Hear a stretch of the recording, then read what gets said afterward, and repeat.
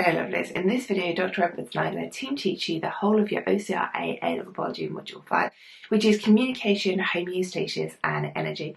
Now there are lots of key terms in here, so make sure you make notes of all of those, but if you want very clear examples of how to define a keyword, then there is a glossary over for you on my website. Also, you will find predicted papers and you'll find walkthroughs of those predicted papers.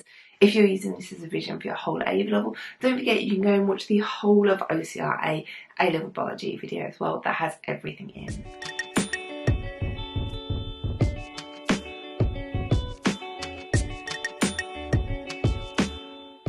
Okay, so we're going to look at temperature control briefly, and then we're going to go into a lot more detail on the other factors we've talked about.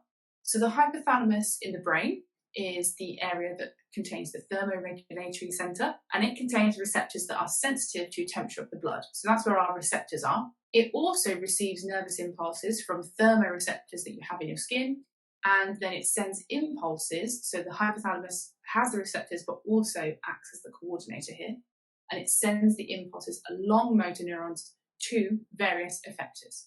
So this time we're using nerve signals, we're using the nervous system to control temperature, we're not using hormones. So one of the effectors are the piloerector muscles in your skin, which are responsible for raising and lowering your skin hairs. So if you are too cold, and the hypothalamus detects this, electrical impulses, action potentials are sent down motor neurons to these muscles, and they are supposed to contract. And as they contract, they will pull up your hairs to stand up straight. This is when you have goosebumps and all your hairs stand on end. That's what this is when you're cold. And that raising of the hairs traps a load of air that is able to then insulate you around that layer of skin.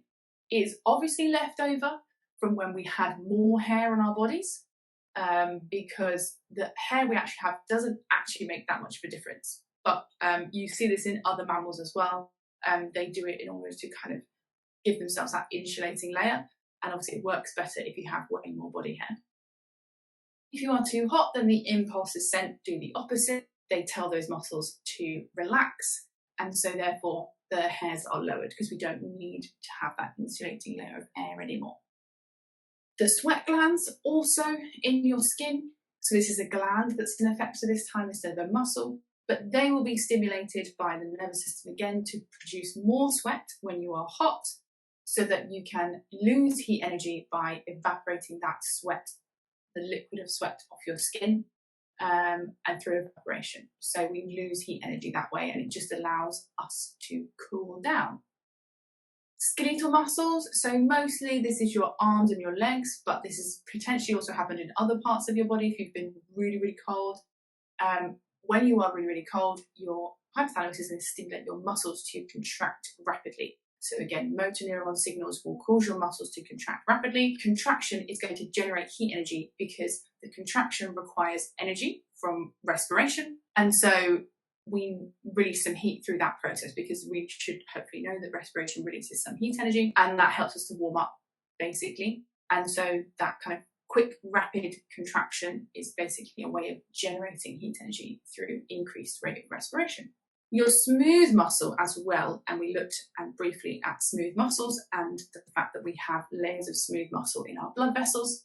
So these, as we said, are can be under control of the nervous system, and they can be caused to contract or relax. And this is called vasoconstriction when they contract, and that happens when you are cold, or vasodilation, which means obviously to relax, and dilate that, which happens when you are too warm. Now, the reason they do this is because if you vasoconstrict those blood vessels, then less blood is able to flow through them. The volume of blood flowing through them is reduced. So we tend to do that for blood vessels near the skin and at the extremities, so fingers, toes, nose, ears, which is why they can become very cold. And some people have various syndromes where actually the lack of blood flow to those areas in the cold makes their hands and things actually go blue and can be very painful. Then the opposite is true when you get really hot and really sweaty. And if you do lots of exercise, sometimes you'll find out you have a very red face. And that's because when vasodilation happens, we're widening those blood vessels. So more blood is flowing through those capillaries that are close to the skin and also through the extremities to try and lose that heat energy. Same with the vasoconstriction, we're doing the opposite. by reducing the blood flow. That nice warm blood stays closer inside the body, and we keep our blood, like the warm blood, flowing around the kind of internal organs. We don't want it flowing through the parts of the skin that are going to get the most cold, so we don't lose that precious heat energy. Ectotherms and endotherms. Let's look at ectotherms first. Here are some examples: reptiles, amphibians, and insects. Ectotherms can't control their body temperature internally. This means that their internal temperature depends on the external environment. In order to change their internal temperature, they have to change their behaviour. This means they're more active at higher temperatures than lower temperatures. As their activity is related to external temperature, they have a variable metabolic rate because they cannot maintain it. Now let's look at endotherms. Some examples are mammals and birds. They can control their body temperature internally through the method of homeostasis. Their internal temperature is less affected by the external environment, but not completely. They can change their behaviour to help regulate their internal temperature, but they don't have to. Again, within limits. This means they can be active at any temperature, again, within limits. Obviously not extreme heat or extreme cold. They have to have a constantly high metabolic rate because the heat being produced from metabolic reactions is what warms the body and keeps their internal temperature stable. Negative feedback is a continuous cycle that goes on in the body in various places and various processes. If a factor in the internal environment increases or decreases above or below the optimum level, then changes will take place to restore the conditions to that optimum. So, for example, a condition increases above the optimum level, so it moves away from the optimum level as an increase. That increase is going to be detected by receptors. As we said, it's going to be the same mechanism that we looked at with nerves, where we've got a receptor, a coordinator, an effector, and a response. The receptors send signals to the effector, or they will send signals to a coordinator, which sends signals to an effector. Then the effector is going to bring about a change. It's going to react in some way that brings about a change to decrease that condition back down towards the optimum. And then the condition returns towards the optimum level and starts to decrease. Now, this is exactly the same thing as I said, it's a cycle, so that factor is going to be decreasing towards the optimum. It might then decrease past the optimum and carry on going, or it could decrease for another reason at another time. So it decreases below the optimum. That decrease is detected by receptors again, which send signals to the effector, or will send signals to a coordinator, which sends signals to the effector. And then the effectors are stimulated and they cause the change, which hopefully will start to return the factor back to the optimum level. And again, the condition increases and goes back towards the optimum. And this can go up and down and up and down and up and down constantly. It is a continuous cycle to make sure that whatever the condition is, it is maintained within the limits that are acceptable for the body. Liver structure. You need to know all the vessels that go into and out of the liver. The first one is the hepatic artery. This brings oxygenated blood to the liver from the heart. Deoxygenated blood then leaves the liver through the hepatic vein and returns to the heart. The hepatic portal vein brings blood from the small intestine. This means it contains all the products of digestion, including any toxic substances that may have been absorbed. The bile duct is where bile travels to the gallbladder to be stored. We need to know the varied roles of the liver.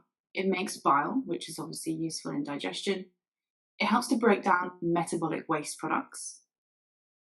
It helps to remove toxic substances from the body, such as drugs or alcohol. It helps to regulate blood sugar levels. It does this in a few ways. It can store glucose as glycogen. It can break that glycogen down again to produce glucose. It can also produce glucose from other molecules, and it can break down insulin. Now let's look at the internal structure. The liver is made up of sections called lobules. A lobule is a cylindrical structure of hepatocytes, which are liver cells. These are arranged in spirals or in straight lines that radiate out from the centre. And in the centre, there is a central vein, which is a branch of the hepatic vein.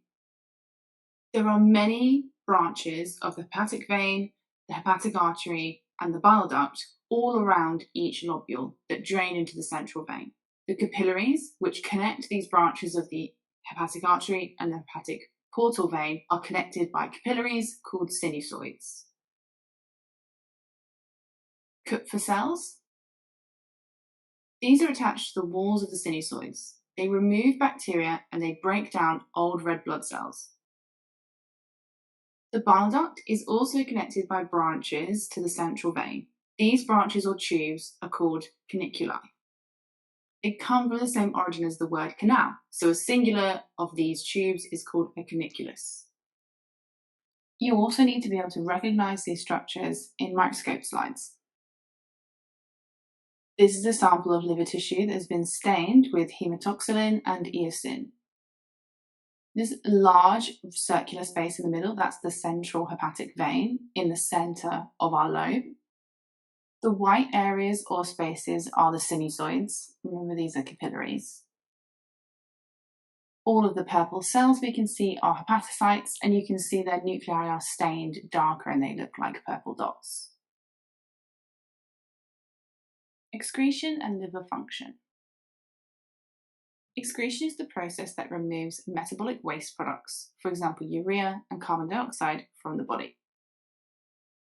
It maintains homeostasis because it keeps substance levels in the blood at constant. The liver's role is to break down waste products and toxic substances. They break them down into less harmful products so that they can be excreted. This also stops these substances from building up in the body and causing problems. One way it does this is by removing excess amino acids through the ornithine cycle. Another way it does this is by breaking down alcohol into ethanol and then acetic acid. The liver can also break down paracetamol and excess insulin. So we need to think why it's important to break these substances down and what could happen if that doesn't happen, or if the liver has to do too much of these processes. So if you don't break down paracetamol, it can lead to kidney and liver failure. If the liver didn't break down excess insulin, it can lead to disruption in blood glucose levels. Excess alcohol as a constant, or as a large kind of time of the liver's job spent removing alcohol, over time can lead to cirrhosis of the liver, which is where the liver cells are killed or damaged due to the high concentrations of alcohol, and therefore they are replaced with scar tissue. This ultimately affects the functioning of the liver.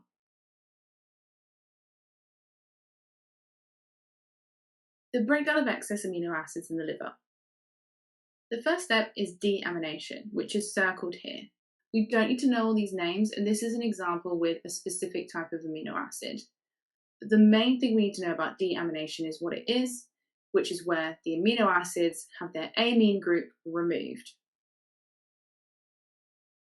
This forms ammonia and then organic acids. The organic acids go away and they're going to be processed in a different way, but the ammonia is what's going to enter the ornithine cycle.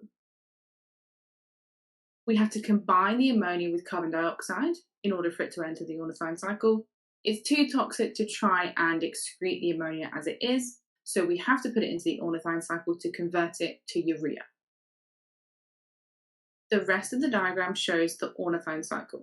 This mostly takes part outside of the mitochondria and in the cell cytoplasm of the liver cells. Again, you don't necessarily need to know all of the names of the products and the stages in this cycle. We just need to know that obviously ammonia and carbon dioxide are used to enter the ornithine cycle, and it produces water and urea at the end. Also, this process requires ATP, and so we need to know that in case we could get a question that asks us about why this could be stopped or how the process could be slowed down. If there's no ATP present, this cycle cannot happen. Urea and water are produced, and the urea is filtered from the blood by the kidneys, and then it enters urine and is excreted from the body. So, as I said, the majority of the stages of the cycle happen in the cytoplasm, but the first part, the deamination and the combining of the ammonia and the carbon dioxide, happen in the mitochondria in liver cells. So the kidneys are part of the urinary system. There are two main roles, the kidneys, as part of this system. Osmoregulation, which is maintaining the water potential of blood. So they help to either remove excess water or they help to retain water if we need to. The other role of the kidneys is to remove protein, so excess protein in the form of urea, take it out of the blood and excrete it out of the body in urine. They are fed in terms of blood and oxygenated blood by the renal artery, and then the waste and other things from the kidney tissues are removed through the renal vein. The filtration process initially removes a lot of things, including urea, but we don't want all of that to leave the body because some of it is very useful. So we need to reabsorb that and make sure that that doesn't get lost in our urine. And that process is known as selective reabsorption. And then the other process is obviously the osmoregulation and to do with water as well. So we need to be able to label these parts of the kidney. You can see here is called the cortex. So that's the outermost layer of the inside of the kidney. And it contains the tops of approximately about 1 million nephrons per kidney. So this is one nephron here, highlighted in green. The top parts are in the cortex, and that is how we carry out most of the filtration and the absorption. And then the parts that extend down into the medulla are mostly used for osmoregulation and water control. You can see one of the structures here sort of taken out of the section of kidney, and we'll look at that in more detail as we go through figuring out the processes of reabsorption filtration. Now, the bottom part is the medulla, so the sort of inner layer of the kidney is the medulla, and it contains the tubes that drain the filtered wastes into the renal pelvis. So we can see here we've got some of those tubes of the nephron coming down all the way down through the medulla, and then on the larger diagram we can see the renal pelvis is kind of like the collection of tubes in the middle to join up to the ureter. That is where the urine travels down to the bladder. So that's the overall structure. We need to remember the cortex is on the outside, the medulla is on the inside. Top parts of the nephron are found in the cortex, the bottom parts of the nephrons are found in the medulla. So the first stage is ultrafiltration, and that is where we are at the glomerulus, which is the first part, and it involves the fact that there's a wider lumen of the afferent arteriole, so blood coming into the glomerulus, than at the efferent arteriole. So that gives us high hydrostatic pressure and forces small molecules out of the blood plasma into the Bowman's capsule, which is the kind of cup that surrounds the glomerulus, which is a knot of capillaries. The capillary walls, so the holes in the capillary walls, the fenestrations, the basement membrane and the filtration slits from the podocytes all provide a filter system that prevent large molecules from entering the filtrate that's going to go into the nephron. Next stage is selective reabsorption, where we're going to reabsorb all those useful molecules that we need to keep in the bloodstream. So as the glomerular filtrate, which is what we call it now, it's come out and into the nephron, is moving through the next part of the nephron, which is the proximal convoluted tubule. 85% of it is reabsorbed, including all the glucose, all the amino acids, some ions, and most of the water by osmosis. This happens in the PCT because the cells lining the PCT have got this special adaptations to maximize absorption, similar to the adaptations of cells that line the lumen of the small intestine.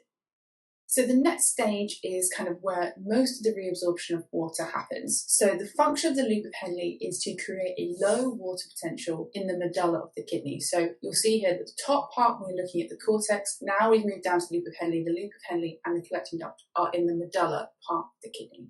So what happens is salts are moved from the ascending limb to the descending limb. So they're actively transported out of the ascending limb, and salts diffuse out as well. And they then create a very low water potential in the tissue of the medulla surrounding the loop of Henle. And that causes water to move out of the filtrate in the loop of Henle by osmosis.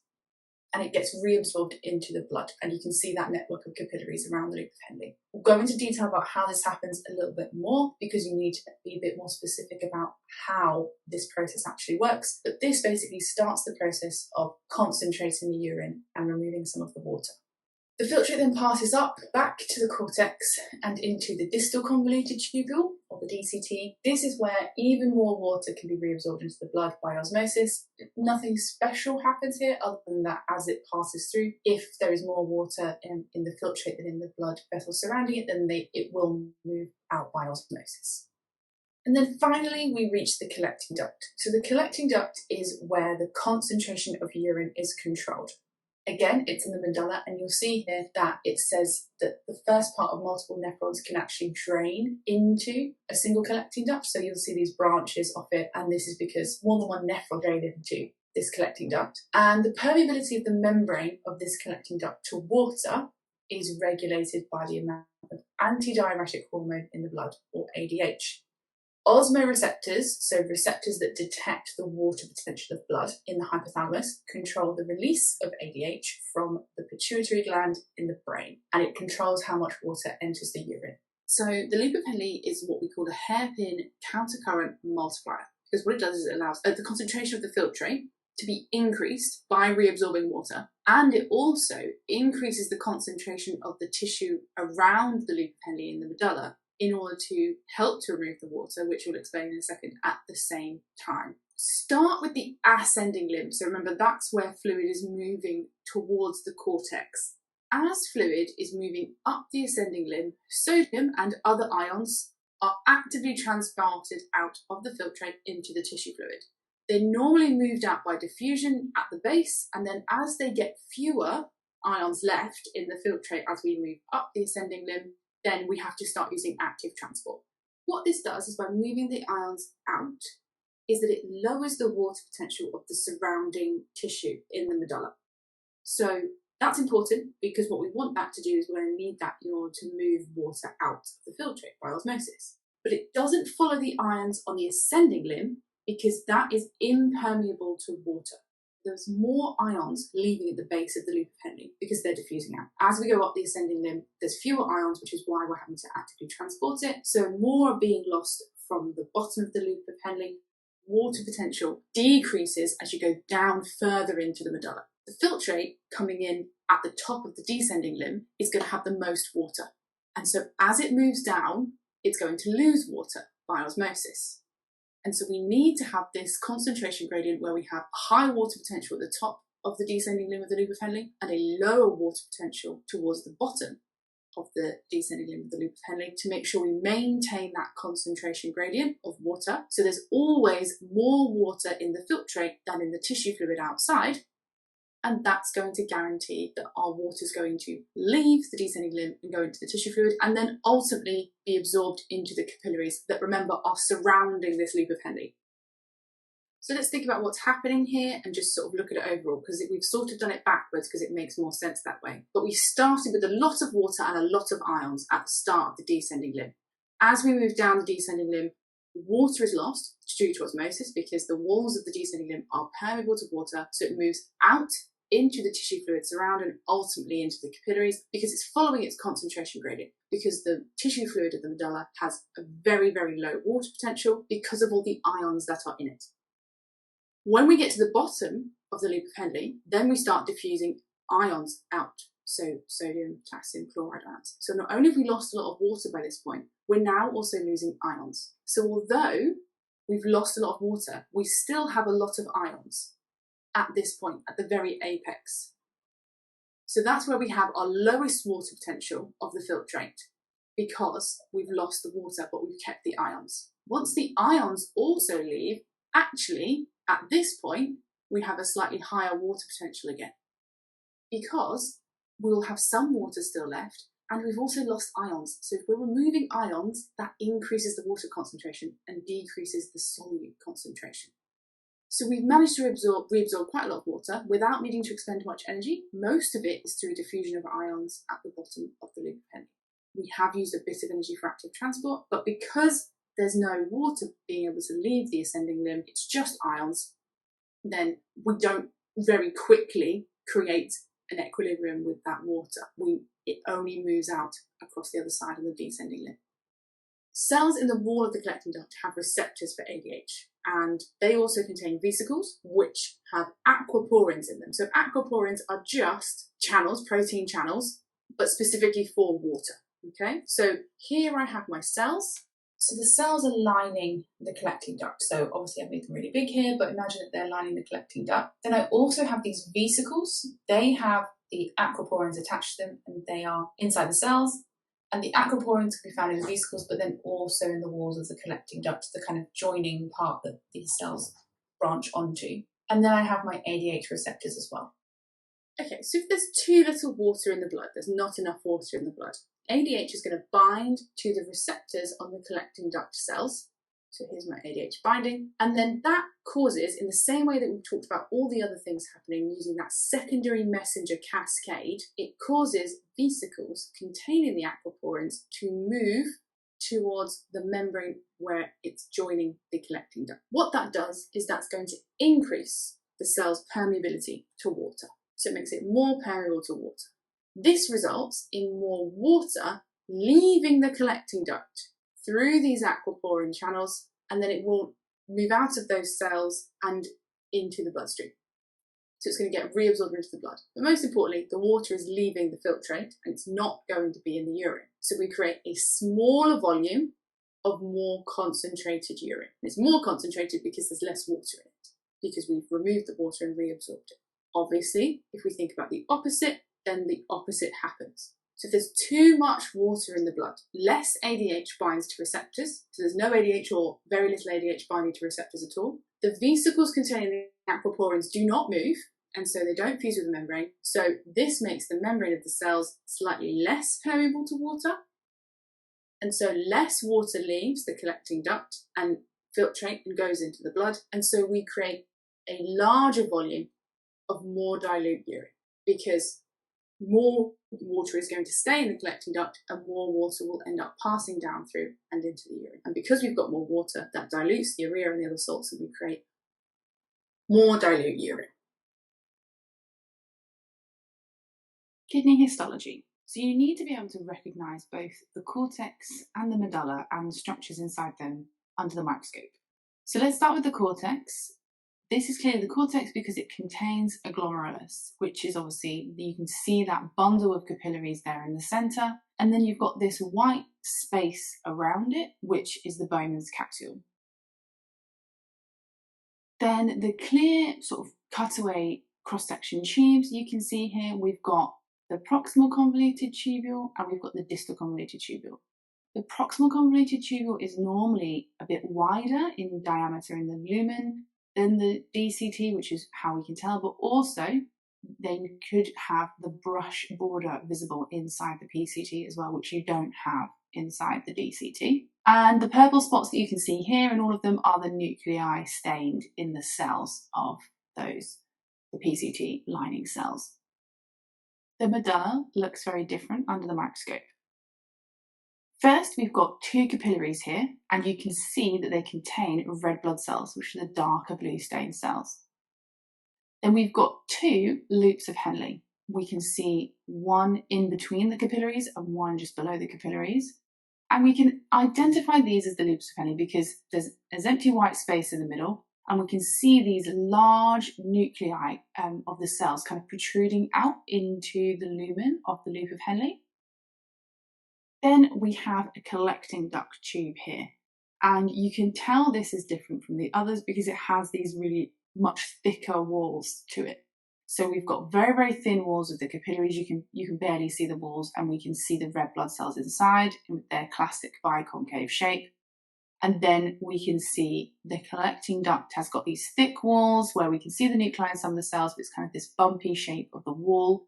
And then the loop of Henle, thinner walls than the collecting duct, and you've got these large nuclei that stick out into the lumen. Kidney failure and treatments. Kidneys can fail when their normal function is affected. It can be detected by measuring the glomerular filtration rate, which is how fast the filtrate is moving through the glomerulus into the Bowman's capsule. In kidneys that are failing, the glomerular filtration rate will be reduced compared to normal function. It can be caused by infection because when you have an infection, we have swelling, and the swelling will cause damage to cells, which stops them from working properly. It can also be caused by high blood pressure, which can cause damage to the capillaries in the glomerulus. If the capillaries in the glomerulus are damaged, large molecules such as proteins can actually get through and into the Bowman's capsule, when normally they would be too large to fit through. So this means that proteins would be present in the urine, and this is one way of detecting damage to the glomerulus. We have to think about what problems and symptoms someone with kidney failure might suffer from. Waste products, including urea, are going to build up in the body, which can create toxic environments. There can be swelling around the ankles, the lower body, abdomen, due to tissue fluid building up, because there is excess water in the blood. That means the water potential of the blood is changed, and that means that less tissue fluid will be reabsorbed. There will be an imbalance in electrolytes. And by electrolytes, we mean dissolved ions in the blood and the tissue fluid. This can cause acidic pH of the blood, which we know can damage cells. It can also lead to more water retention, which again increases the chance of swelling. Long-term kidney failure can result in anemia, which is a lack of hemoglobin. One treatment for kidney failure is renal dialysis.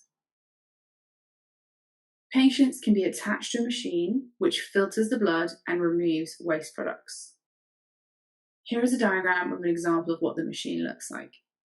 There's a dialysis membrane. This is partially permeable, so only small molecules can fit through, just like the filtration system in the glomerulus. Blood is removed from the body in tubes and moves through the dialysis machine. When it enters, it includes waste products such as urea, because the kidneys are not working to filter these out, but as it leaves, the waste is being removed. This is because you've got dialysis fluid flowing in an opposite direction to the blood, and as it comes in, the urea and other waste substances diffuse through the partially permeable dialysis membrane into the dialysis fluid. And then the dialysis fluid is removed and flows out, and that is where the waste products are taken, including urea. It is important that the blood and the dialysis fluid flow in opposite directions to maintain the steep concentration gradient needed to make sure diffusion happens constantly down the entire length of the membrane.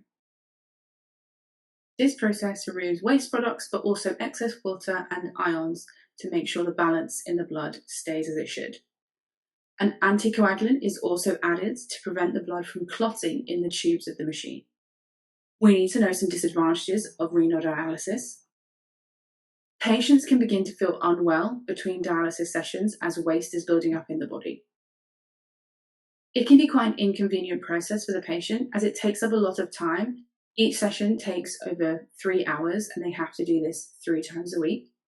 So it could affect their work and their life. It's quite expensive for the NHS or the hospital. There are a couple of advantages though. The main one is that it keeps people who are waiting for a kidney transplant alive. And for some people, despite the disadvantages, it's obviously less of a risk than major surgery. Another treatment is a kidney transplant. Kidneys for kidney transplants can come from dead or living donors.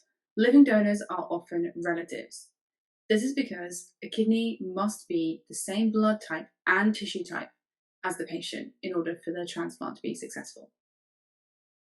You are also able to live with only one kidney. That means that most people are able to donate one whilst alive. The advantages of kidney transplants. They are cheaper than dialysis. This is because dialysis is a long-term treatment, so the costs build up over time. It's less inconvenient for patients. It does not take up as much time, and once the transplant has happened, then the person no longer needs to go on dialysis, and they should feel well as soon as they have recovered from the surgery. The disadvantages compared to dialysis. It involves major surgery, which comes with big risks from the anaesthetic and from infection, so it's one of the big disadvantages of having a transplant. Despite having a blood and tissue type match, patients will still have to take immune suppressant drugs for the rest of their lives. This is not only something you have to remember to do and pay for, but also it means that they are more at risk of certain infections. Even with all of this as well, there is still the chance that the organ could be rejected. Medical diagnostics, testing urine. There are two main ways to test for substances being present in the urine. Using antibody test strips is one way, and this can be used to detect pregnancy or to detect the presence of drugs. It works by having two strips. In this case, we've got two strips because it allows us to check that the test strip actually worked. Sometimes there is only one strip. One contains immobilized antibodies that are complementary to the antibody attached to a blue bead, which will be present at the bottom of the test strip and is how we get that blue line that you can see. The other test strip is a same immobilized antibody strip, but this time the antibody is complementary, in this case for a pregnancy test, to the human chorionic gonadotrophin hormone, which will be present in the urine if someone is pregnant. So down the bottom we have our blue beads, and they have antibodies that also are complementary to HCG. This means that when the sample is added to the bottom of the test strip, the urine sample, if the urine sample contains HCG, it will bind to the antibodies that are attached to the blue beads. The idea then is that the fluid moves up the test strip towards the two immobilized strips at the top. When the blue beads with the antibodies reach the first test strip, if HCG is present, it will bind to those antibodies. So the blue beads will stop at that first line. Some of them may move past as well and go to the second line, and they will then bind to the second test strip because the test strip at the top is just complementary to the blue beads. That means that if someone is pregnant and HCG is present in the urine, we will get two positive blue lines. One to show that HCG is present and one to show that the test worked because the fluid moved all the way to the top strip. If there is no HCG present, then the blue beads will move up, not bind to the first test strip, but they will bind to the second test strip because that is just complementary to the blue beads. And therefore we know that the test worked, so it wasn't a fail, but we know that there's no HCG present, so only one line means no pregnancy. This can be used for pregnancy and to test for the hormone presence, this protein hormone, but it could also be used to test for the presence of other recreational drugs with antibodies that are complementary to the shape of different drug shapes or proteins. The second method for testing the presence of substances in urine is using gas chromatography mass spectrometry. This can be used to look for, example, steroids or recreational drugs. This could be to confirm an earlier test strip result with gas chromatography mass spectrometry. The first stage is that the urine sample is turned into a gas or vaporized. This then passes through a column which contains a special polymer that allows the substances to separate out as they move through the column at different speeds. The substances are then converted to ions. This happens in the mass spectrometer, and then these ions are analysed by a computer. The results can then be compared to known substances in order to identify them. There are sensory receptors, and these are specialised cells that can detect stimuli. And remember, stimuli is just meaning changes in the environment. So most can be described as transducers because they convert one form of energy into electrical energy in the form of a nerve impulse. So receptors in your ear, they detect changes in air vibration. So that's movement of the air. So kinetic energy to electrical energy. You've got stretch receptors in your muscles, and they obviously detect the movement or stretch or elongation of muscle fibers, again, kinetic or movement energy to electrical energy. You've got lots of different types of receptors in your skin. Most of them respond to things like changes in temperature, changes in pressure, whether it's light pressure or hard pressure, pain again, so there's pain receptors again, hard pressure. And these then take those changes in, say, temperature, so thermal energy, or movement or pressure energy into electrical energy as well. And then lastly, your eye, hopefully this one's quite an easy one. So we have photoreceptors in the back of the eye, in the retina, and they detect changes in light intensity. So making sure we're talking about changes as the stimulus, so it's things that change and then how they turn that into an electrical impulse. So changes in light intensity generate an electrical impulse, and we'll learn more about specific types of receptors, including some that's found in the skin for pressure and the eye as well. Others detect the presence of chemicals, so in your nose and your mouth, it works slightly differently. So in your nose, you have something called olfactory receptors. They detect chemicals in the air that you breathe in through your nose. And then in your mouth, you have receptors in your taste buds. And these are both, they detect stimuli, but it's more that the chemicals bind to the receptors and that causes an electrical impulse to be generated. So it works slightly differently. It's not responding to a change in a type of energy. They are just responding to the fact that a receptor, something will bind to those receptors, and that will cause the impulse to be triggered. Then we'd look at the Pacinian corpuscle. This one is found in the skin, quite deep in the skin, and also in some joints as well. It's a mechanoreceptor, which is another way of saying it responds to movement or kinetic energy, like we said. And it's attached to a single sensory neuron, which will then link up and join up with others potentially to pass on the signal. We have the neuron or the nerve ending at the centre of this kind of whirl of layers of connective tissue. They're called lamellae. We've seen the word lamellae before. It's just a word used to describe layers of things.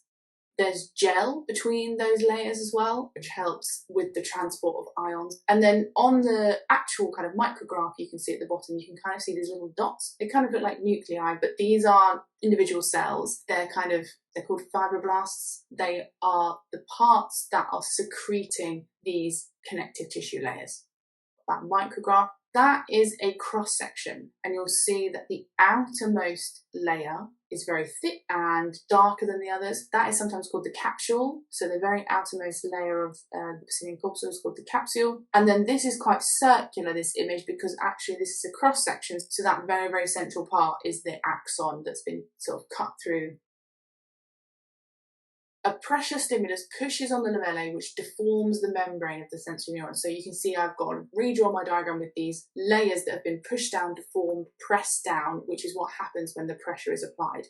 And this opens stretch-mediated sodium ion channels, which is basically saying that when the membrane's pushed, that physical kind of pushing, pressing, moving of the membrane, stretching of the membrane, literally, when it's stretched, they kind of push open or pull open those sodium ion channels, and that's how they open. So that force is going to physically open the sodium ion channels, which causes the influx of sodium ions, and they sort of they rush into the cytoplasm of the neuron cell, the axon in the middle.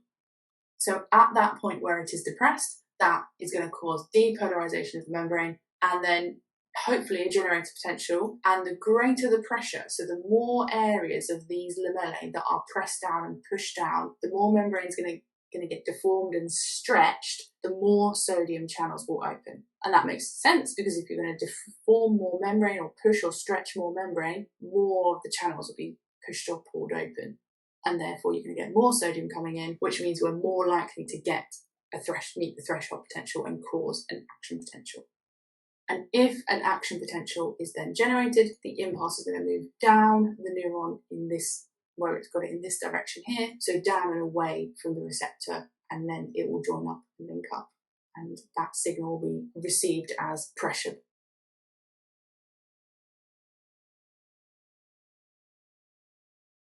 So this is a slightly different picture of a neuron. We can see the cell body in a bit more detail. They have lots of mitochondria and lots of ribosomes, because they do a lot of active transport and movement of ions. So obviously the active transport, the sodium-potassium pump, needs ATP to be able to carry out that active transport. The membrane then is adapted because the cell membrane around the cell body and all along the axon is going to have lots of ion channels as well. And they're very long, so they've got this long, stretched out, thin axon, and obviously they need that to carry impulses over long distances. This diagram has the myelin sheath on the axon. And so these are special cells or special sections made up of cells, and they actually insulate the axon. So about a third of all peripheral neurons are myelinated. Myelin is just made up of layers of highly lipid-rich membrane that is released from these cells called Schwann cells. And I've got an example at the top, so they kind of wrap around, they produce the myelin and it wraps around, spirals around this axon in layers. And so then we get layers and layers and layers of that membrane built up, and it wraps tightly around the axon. And what it does is it actually insulates the membrane. So that means it acts like an electrical insulator. So there are gaps between these areas of myelin sheath, or between these Schwann cells, and they are called the nodes of Ranvier. And that's obviously named after a French person who discovered it. And these gaps are important because it's where action potentials actually occur. Because if the Schwann cells are insulating, that means there's no ion movement where they are covering the axon. So no sodium ions can move in or out, and so therefore we've got no depolarization. So depolarization can only happen at the gaps, at the nodes of Ranvier, where there's a concentration of sodium ion channels. And so that allows the impulse to actually travel quite fast along the neuron. And these are kind of adaptations to increasing the speed of impulses along the neuron. Okay, so there are a couple of factors that can affect the speed of this impulse conduction. The action potentials can only happen at the nodes of Ranvier in a myelinated neuron. So we have an action potential at where a node is. The ions will have to diffuse through the inside, and then another action potential will happen at that node, diffuse across, another action potential will happen at that node, the ions diffuse across inside, underneath the Schwann cell, and then we get another action potential in each node. This is known as saltatory conduction, and it's very, very fast. So because you're only having to have few action potentials happening at each node, you're not having to have a wave of action potentials moving along every single little piece of the neuron membrane as you go. The second is axon diameter. So literally the diameter, how wide is the axon of this neuron? So larger diameters, action potentials travel faster because there's less resistance to the flow of ions. So ions can reach parts of the membrane faster and depolarize them faster and cause a continuous wave of action potentials if you've got a wider axon diameter, which is great and very helpful. So that's one thing that can affect the speed of transmission, is how wide the axon is. And then lastly, temperature. Ions are moving in order for this signal to be transmitted. We're relying on diffusion as well as active transport, and those things are going to happen faster because the ions are going to be able to move faster at higher temperatures because they have more kinetic energy. So that increases the speed. However, same with anything to do with temperature and proteins, if we get to 40 degrees or above, then the protein channels are going to start to denature, and that's obviously going to decrease the speed of transmission. So we need to think about and be able to explain how these sort of changes in a stimulus actually then leads to an electrical signal, or what we mean here is like a change in ion movement, and that change in ion movement create an electrochemical gradient. So what we mean is that the main way you describe it is potential difference. So in the same way we talk about voltage, so when there's a potential difference in charge across the membrane, so we've got more positive and more negative either side of the membrane, the cell membrane of the neuron, then we have a potential difference. So that's a voltage. And remember, charge is carried by ions that can move, and so that counts as electricity. So in this example, we've got the cell membrane of a neuron. We've got just a small section of it. The outside is more positive at the moment. It has a greater positive charge because there's more positive ions outside. And the inside is more negative then. It has more negative ions or fewer positive ions inside. And so it's about minus 65 millivolts is the potential difference across this membrane. We've got potassium channels, sodium channels, and then the sodium-potassium pump. These are obviously all ion channels that are used to allow charged particles to move across the membrane. And when we're at resting potential, which is when no stimulus is happening, this is just the resting state of the neuron, the sodium channels and the potassium channels are both closed. And just the sodium-potassium pump is working as normally as it would, using some energy to move 3 sodium ions out for every 2 potassium ions in. So overall, we are moving out more positive ions than are being moved in. So 3 sodium are going out, 2 potassium are coming in. So that gives us and helps us to maintain that overall difference in the membrane where there's more negative inside and more positive outside. Or we can say more positive outside, less positive inside. And then that helps us to remember where there's more positive ions. Okay, so then what happens when the stimulus is detected. So the stimulus starts to happen and it first starts to be detected by the receptors. We start creating what we call a generator potential. So you'll see here we've gone from minus 65 millivolts to about 0 millivolts. So that means we've got more positive or we've got less negative. And the way that works is that sodium channels are opened somehow by the receptor. So the stimulus is detected by the receptor and that opens or leads to the opening of sodium channels. So more positive ions are coming in. So the inside of our neuron cell, the inside of the membrane becomes more positive. And that's how we get from minus 65 up to 0. So basically it means that we end up being about the same either side of the membrane. And the sodium ions, remember, have stopped coming in up until this point because their channels were closed. So by allowing them in, they're just diffusing in down their gradient because there's a lot more of them outside than inside currently. So they're just going to diffuse in until we get equal. And then we move on to the action potential itself. So once we get to a point where we've potentially created a large enough stimulus to get over the threshold value. So the threshold, the generated potential has to be high enough and there has to be enough depolarization to get above the threshold value, which if we got to 0, we definitely would. And you can see the threshold on the graph down the bottom right.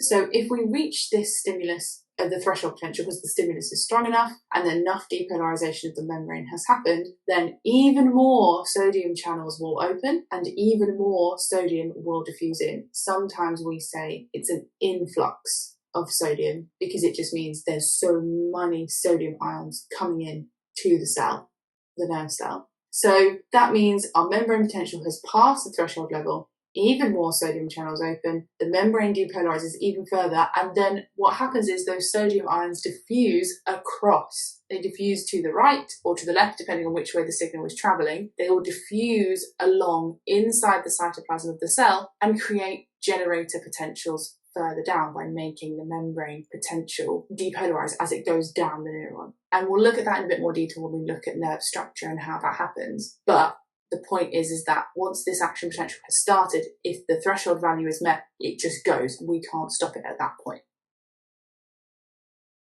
So then we have to repolarize. So we have to return back to our resting potential by repolarizing the membrane, which basically just means the excessive positive ions are removed and we get back down to being down below about minus 50, minus 65.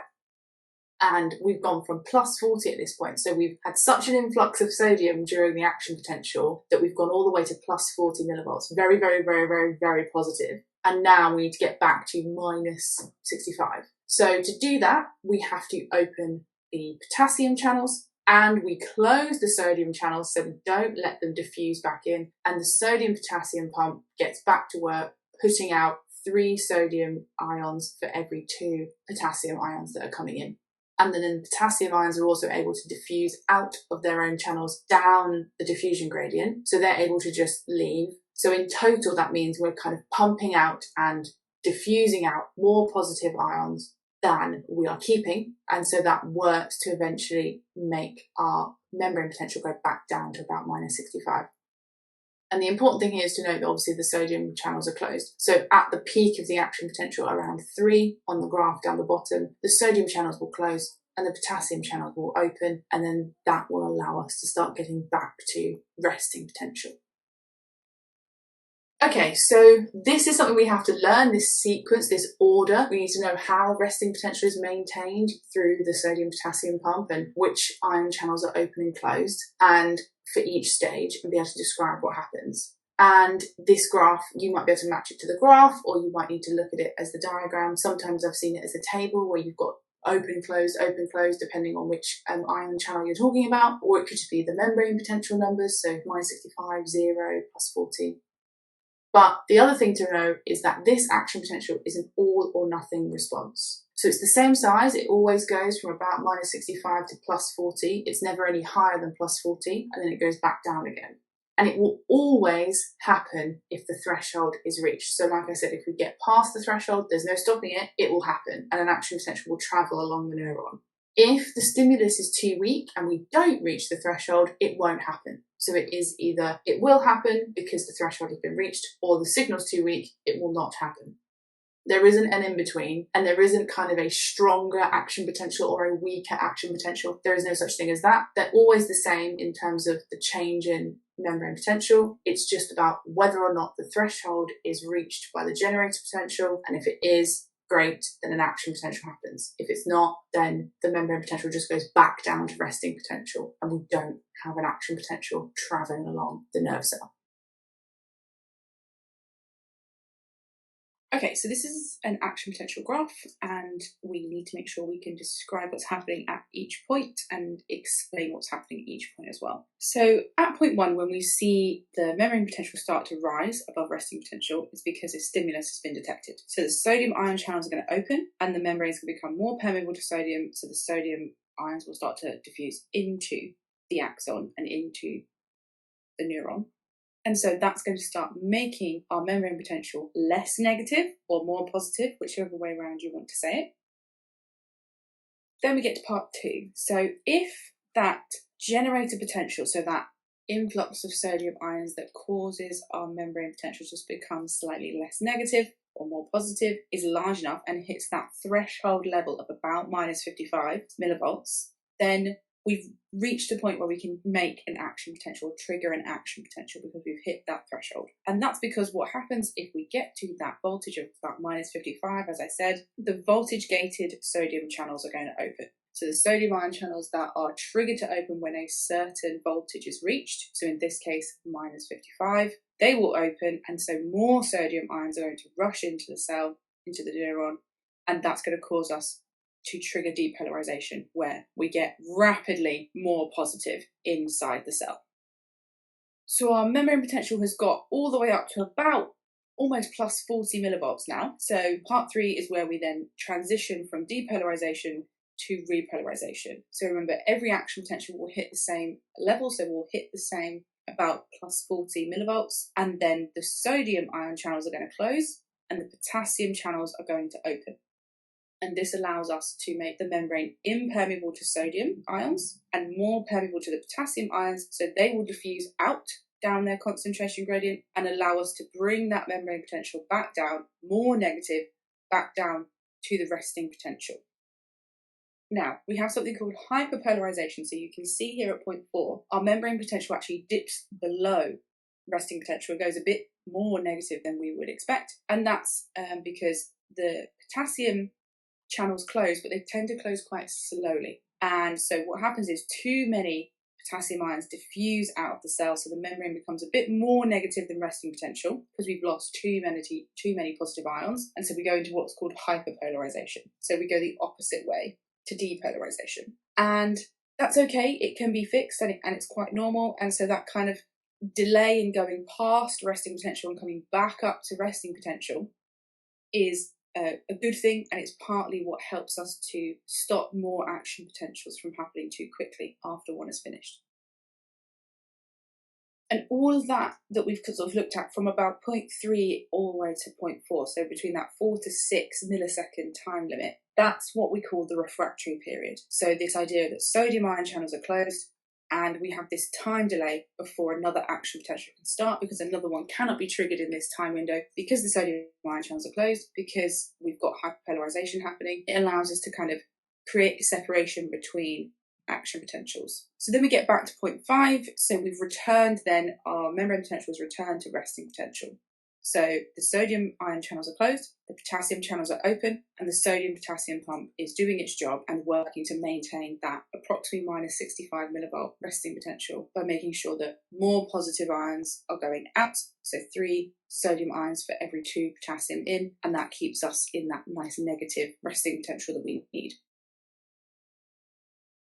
Okay, you need to be able to talk about a wave of depolarization and how that one action potential isn't going to create a response. You need to create multiple action potentials that move along the axon of the neuron as a wave. So the stimulus gets detected at one end of the neuron, and then we have to change from resting potential, which will be occurring across the whole of the axon, and we have to create this wave of depolarization where we kind of a wave of action potentials that move along the axon body away from the stimulus.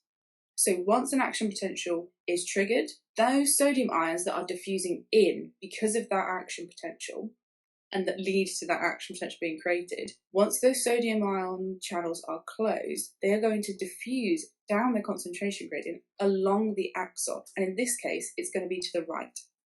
This is because they cannot diffuse back to the left, because once an action potential has happened, we have that, we've just talked about, the refractory period. We have that repolarization stage where the sodium ion channels are closed, and so we can't go backwards. So they will diffuse to the right, and then they move along, and because they diffuse to the right, they start to trigger the action potential along the neuron in the next section. So they start to depolarize it, they cause a generator potential, which reaches the threshold potential, and then more sodium ion channels open again, more sodium floods in, and we get an action potential. And so this refractory period of time is where an action potential can't be triggered because the sodium ion channels are closed, and it acts as this time delay to make sure that we only move this wave of depolarization in one direction, away from the stimulus and towards the other end of the neuron. So synapse is just the term we use for the junction between two neurons, or a neuron and an effector. We have our axon, and so that would be the presynaptic neuron. It contains the vesicles of neurotransmitter. So imagine our impulse is coming down the axon here, and it's reaching the presynaptic neuron. The synapse is the gap in the middle, so our postsynaptic neuron has the receptors for the neurotransmitter on it. Those receptors are actually on sodium ion channels. You can see there where the orange dots are attaching to the top of the sodium ion channel, and that's where the receptors are. So the receptors aren't on the membrane, and then the sodium ion channels are separate, they are one and the same. So the actual gap between the pre- and postsynaptic neurons, or the membrane edges, is called the synaptic cleft. On the presynaptic neuron, we have calcium ion channels. They are voltage-gated channels, which means they respond to changes in membrane potential. Whereas the sodium ion channels are ligand-gated. The presynaptic bulb, there'll be lots of mitochondria in there. And because we're going to need to make these vesicles full of neurotransmitter, we need a large, smooth endoplasmic reticulum. What's important here, and it will come up in questions, is they will ask you to explain how the structure of a synapse allows one-way transmission. And it's to do with the fact that only the presynaptic contains the neurotransmitter, and only the postsynaptic contains the receptors. So this is going to be important in a question where it says how does it ensure one-way transmission? So how do we know that it will always go in the direction we've said, so this way, and how do we know it wouldn't go back? Well, that's because if you can only make neurotransmitter one side and you only have the receptors the other side, if the neurotransmitter diffuses this way, it doesn't matter, there's no receptors there, so nothing's going to happen. So only if the diffusion of the neurotransmitter happens in this direction will it find a receptor and therefore cause an impulse, and it will only cause an impulse to be generated in this neuron, the postsynaptic one, not the presynaptic one. First step is that an action potential must arrive at the presynaptic bulb, and that causes depolarization of the membrane in this part of the neuron. The depolarization caused by that action potential arriving causes the voltage-gated calcium ion channels to open, and therefore calcium ion channels diffuse in to the presynaptic bulb. So this influx of calcium ions, we say influx, that just means lots of them coming in at once, causes the vesicles that are sat there ready to go containing the acetylcholine to move and fuse with the presynaptic membrane. So they're going to move down to the edge of the membrane that is opposite the postsynaptic membrane. They're going to fuse and release their neurotransmitter, which is obviously a form of exocytosis, and this requires ATP. So the acetylcholine, I've used ACH here as an abbreviation. The acetylcholine is released into the synaptic cleft by exocytosis, as we said. That will be one of the processes that requires ATP here. The acetylcholine then diffuses across the cleft. So up until this point, we've had ions moving in this electrical signal. When we get to the synapse, we now have a chemical diffusing across a gap. And that is a bit slower. It can take a little bit longer. So that diffusion, the point where we have to wait for the chemical to diffuse across the gap and to bind to the receptors, is the only sort of part of this that causes a slight delay. in the transmitting of the response between the two neurons. Okay, so once that acetylcholine is diffused across the gap, it's going to bind to the receptor sites that are on the sodium ion channels on the postsynaptic membrane, and it causes them to open. So previously we had the change in voltage or potential difference because of the membrane potential changing that opened the calcium channels. Now we are having a receptor binding to that chemical binding to a receptor on the ion channels that's causing it to open. Once those channels are obviously open, same thing as before, we said there's an influx of ions, so sodium ions can now enter the postsynaptic neuron and therefore cause depolarization, just like it does when we talk about an action potential being generated along the rest of the neuron body. Once we've got sodium ions moving in, if that causes the threshold potential to be reached, if we depolarize the membrane enough, then an action potential will then be triggered and it will move along the neuron, keep being this influx of sodium ions until that neurotransmitter is removed from the synaptic cleft. There is an enzyme called acetylcholine esterase found on the membranes in and around the synaptic cleft. And so what that does is it actually breaks down acetylcholine, and then the two products are then reabsorbed by the presynaptic neuron, and then they can be used to remake acetylcholine and stored in those vesicles again.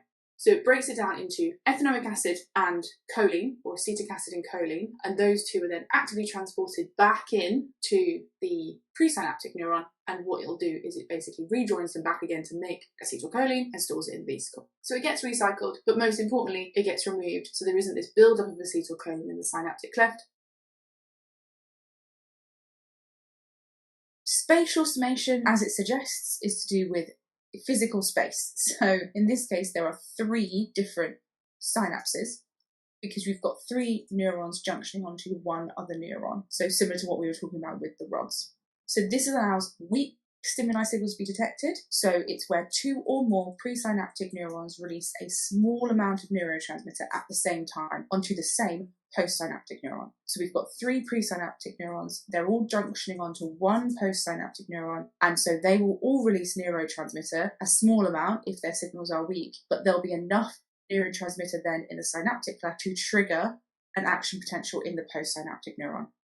So with temporal summation, temporal meaning time, so we have this idea that actually we've only got one presynaptic and one postsynaptic neuron, but this is where larger or intense stimuli can be detected. So it's where 2 or more nerve impulses or action potentials arrive in quick succession from the same presynaptic neuron. So it's about an increased frequency of action potentials coming down one presynaptic neuron. So the larger or more intense the stimulus, the greater the frequency of action potentials. So that means more neurotransmitters will be released within a short time of each other. So each impulse will release neurotransmitter and it builds up in the synaptic cleft, and it makes it much more likely that then an action potential will be generated straight away in the postsynaptic neuron. So we've got spatial, more than one presynaptic neuron junctioning onto one postsynaptic neuron, and then we have temporal, which is about the frequency of those potentials coming down and therefore increasing the strength of the signal and increasing the chances of an action potential.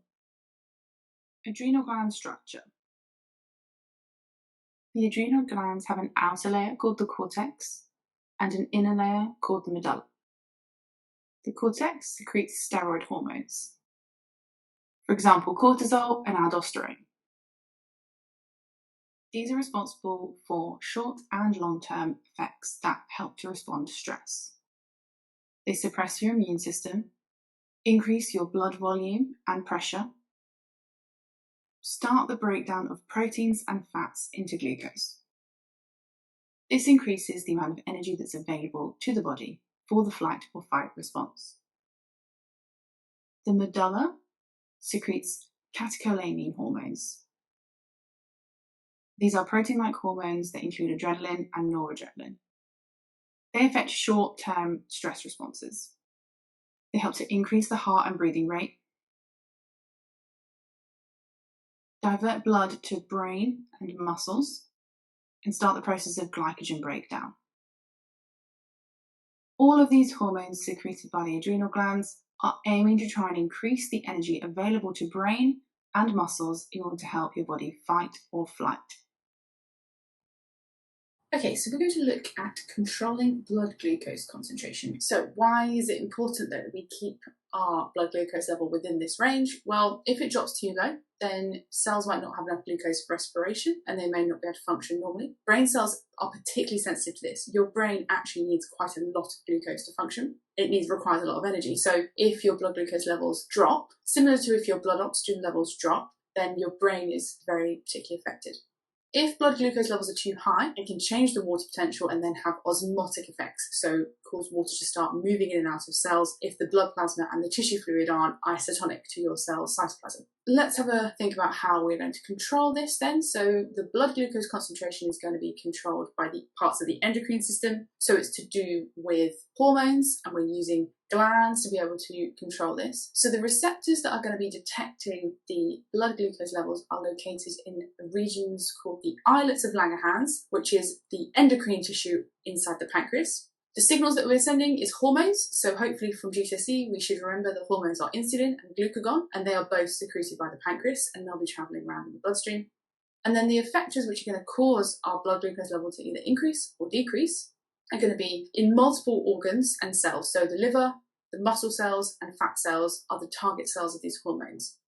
So we need to know how blood glucose concentration changes so that we can understand the reactions and how insulin and glucagon actually cause these changes. And there's some key terminology in here that we have to know that can trip some people up. So glycogenolysis basically means the splitting of glycogen. Glycogen, O, lysis. Lysis meaning to split or burst, break. So it's basically the breakdown of glycogen into glucose. It happens in the liver, and then obviously that glucose can then be released into the blood so it can increase blood glucose levels. The next one is gluconeogenesis. Gluco meaning glucose, neo meaning new, genesis meaning to make, so making new glucose. The liver has this ability to be able to produce glucose molecules from other molecules, so converting them into glucose. Namely, it uses proteins from the muscles. It could be, examples are lactate and pyruvate, and it also makes it use glycerol, which comes from fat cell. So they are both ways that blood glucose levels can be increased. How do we decrease our blood glucose levels? Well, the main one that blood glucose levels decreases is glycogen again, and the liver, but this time glucose is actually being converted into glycogen. Glucose molecules are being joined together to create glycogen, and obviously that lowers the blood glucose levels. Next one is obviously during exercise, your muscles are going to need more glucose in order to do more respiration, so they start uptaking or taking in more glucose from the blood.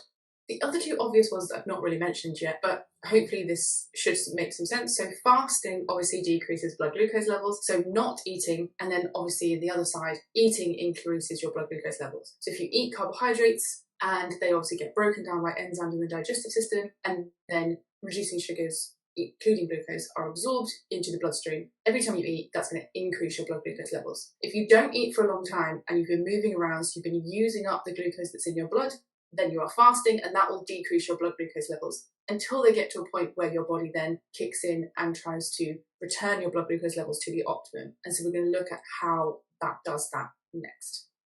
The endocrine tissue, that's the islets of Langerhans, which are parts of the pancreas, and they secrete hormones into the capillaries in response to blood glucose levels.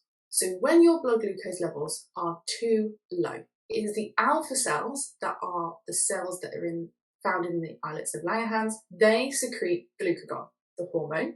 That is obviously then going to travel around in the bloodstream, and it is going to bind to receptors on the target cells, as we said. So they have receptors for the hormones. The hormone will bind and cause various effects. So in order to increase our blood glucose levels, because they're too low, glucagon binds to liver cells mostly and causes it to start converting glycogen back into glucose, so breaking down glycogen into glucose, so it activates glycogenolysis. It also activates gluconeogenesis, so that production of glucose from other sources, so namely proteins, amino acids from proteins from the muscles, and glycerol from fat cells. So they will be being sent to the liver from those cells, or they'll be in the blood and be able to be absorbed by the liver in order to do gluconeogenesis, and both of those are triggered by glucagon. If the opposite happens and your blood glucose levels go too high, for example, after you've eaten a cake, to make sure your blood glucose level doesn't go too high once you've absorbed all of that sugar, then we have this response. So the beta cells this time, they secrete insulin. So they will detect that this blood glucose level is too high. They will secrete insulin into the blood. That will travel around the bloodstream and again bind to receptors on target cells. And the main thing that it does for them is that it causes these cells to undergo a change where they have more glucose transporters in their membrane, so it increases their permeability to glucose, which means they start absorbing more glucose by facilitated diffusion. And that increases glucose uptake, which obviously removes it from the blood. The other thing it does as well, because obviously we talked about ways that we can decrease blood glucose, is that it activates in the liver the process where we take glucose and we start binding it together to make glycogen. So converting glucose into glycogen for storage, but also this is good for the liver because the process of it doing that keeps the concentration gradient quite steep between the liver and the blood in terms of glucose. So because when glucose enters the liver, it's being converted to glycogen straight away, that means there's always, or in this case for a short time, there's more glucose in the blood than in the liver. So it keeps that concentration gradient maintained so that glucose continues to enter the liver out of the blood and decreases that blood glucose level. So that is, in fact, the negative feedback system that controls our blood glucose levels. We need to know how beta cells actually control insulin secretion. Beta cells have both potassium and calcium ion channels in their cell membrane. At normal blood glucose levels, the potassium channels are open and the calcium channels are closed. The beta cell, we say the membrane is polarized because there is a difference in charge. It is more negative inside and more positive outside. When blood glucose levels increase, more glucose enters the beta cell by facilitated diffusion. More glucose increases the rate of respiration, so more ATP is produced by the mitochondria. Potassium channels close, so potassium ions build up inside the cell as they cannot leave. This depolarizes the membrane by making the inside of the cell more positive than the outside. The depolarization of the cell causes the calcium ion channels to open. Calcium ions diffuse into the beta cell and cause vesicles containing insulin to move and fuse with the cell membrane. This causes insulin to be released from the cell through exocytosis. The movement of vesicles and exocytosis requires ATP, which is present in large quantities in the cell now. Diabetes is a group of conditions where blood glucose concentration can't be controlled properly, and after eating, blood glucose concentration doesn't reduce as it should, as glucose is not being absorbed. A regular blood glucose concentration of above 7.8 millimoles is considered high enough to be diabetes. We've got 2 blood glucose readings here after they've eaten some food. You've got a really rapid increase in blood glucose after eating the food, and then it's quite slow to reduce. So there are 2 types of diabetes. We need to know both, and we need to be able to explain the differences between them. So the cause of type 1 diabetes is that the beta cells do not produce insulin anymore. And this can be as a result of a genetic problem, so you can be born with it, or it can happen to you sometimes when you're quite young, or even later in life. The effect of this is that your pancreas will no longer secrete insulin at all. The consequence of this is obviously your blood glucose levels can get extremely high, especially after eating. Very high blood glucose levels are obviously quite dangerous, and they can lead to a coma or even death if not treated and just left to get higher and higher. The main treatment for type 1 diabetes is insulin therapy, so injecting insulin regularly after meals and throughout the day. And normally they have to check their blood glucose levels with a test and then inject the correct amount of insulin to lower those to the correct level. Too much insulin can obviously cause them to go too low, so we don't want that either, and that can obviously have its own issues, so managing that is quite important. Long term, there are obviously the options of replacing those damaged cells in the pancreas with potentially a pancreas transplant, but this would involve taking anti-rejection medication, or stem cells. Again, that can involve anti-rejection medication, and again, these are kind of really serious long-term treatments. They're not regularly offered to people with type 1 diabetes. We have to know the differences, so the cause is different. In this case, the pancreas makes insulin perfectly normally. It's just that the receptors the insulin receptors on target cells do not respond to insulin. And that doesn't mean all receptors on every target cell doesn't respond to insulin. It can be different. It depends on the cause. Often this could be caused by a genetic issue, but it could also be caused by things like fat around certain organs, meaning that the insulin receptors on those organs aren't responding. So what the effect is that obviously cells do not take up enough glucose. So not as much glucose is being removed from the bloodstream as a result of insulin not binding and therefore not increasing those transport proteins for glucose on the outside of the cell membrane. The consequence is just a generally higher than normal blood glucose level all the time. So it's not at the massive spike seen with no insulin being produced at all, because again, it's not every single insulin receptor in every single cell that doesn't respond here, but we get to this point where your average blood glucose level is higher than normal most of the time. So the treatment for type 2 diabetes is normally a healthy balanced diet, which can be low carbohydrate or low sugar focused, and regular exercise. And obviously the exercise really helps because that is going to be removing that glucose from the blood to use up in respiration and to help sort of use up that excess glucose that's in the bloodstream. Because even a slight increase, but on a regular basis, of blood glucose levels can have knock-on effects on the kidneys, on the eyes, on all other parts of the body. There can also be the option to take glucose-lowering medication if the balanced diet and the regular exercise isn't working hard enough as well. The other last thing to note about type 2 diabetes, obviously type 2 diabetes cannot be treated with insulin therapy because it would make no difference because they do already have insulin in their bloodstream, their pancreas is working, it's the receptors that can't respond to it. So adding insulin would not help. Okay, so the causes and consequences of type 2 diabetes constitute like an actual health issue, a global health issue, but also in the UK. So type 2 diabetes is increasing in the UK population because it's been linked to increasing levels of obesity. So the increasing levels of obesity in the population have directly caused this increase in type 2 diabetes. That has been demonstrated. So the obesity for us is a direct link of unhealthy diets in the population, and along with a reduction in reduced exercise and activity in the population. Type 2 diabetes is a serious health problem. It can cause other risks such as heart disease, stroke, vision loss, and kidney failure, because all of these extra organs are having to work twice as hard. All of this, so type 2 diabetes itself, all of the associated health risks with type 2 diabetes put strain on the NHS. So health advisors would like to try and get to the root cause and try and increase awareness about obesity and its impacts on things like increasing type 2 diabetes and increasing other health issues. And so trying to reduce obesity will help reduce all of these problems.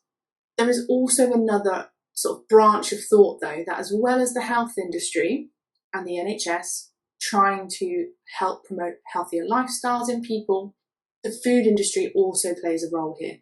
If food and the kind of unhealthy diet is the source of the problem, and food marketing, especially around things like junk food, it plays a role. And so health advisors would like food industry executives to be part of this conversation and trying to help reducing the poor diets that we see as a majority of the population.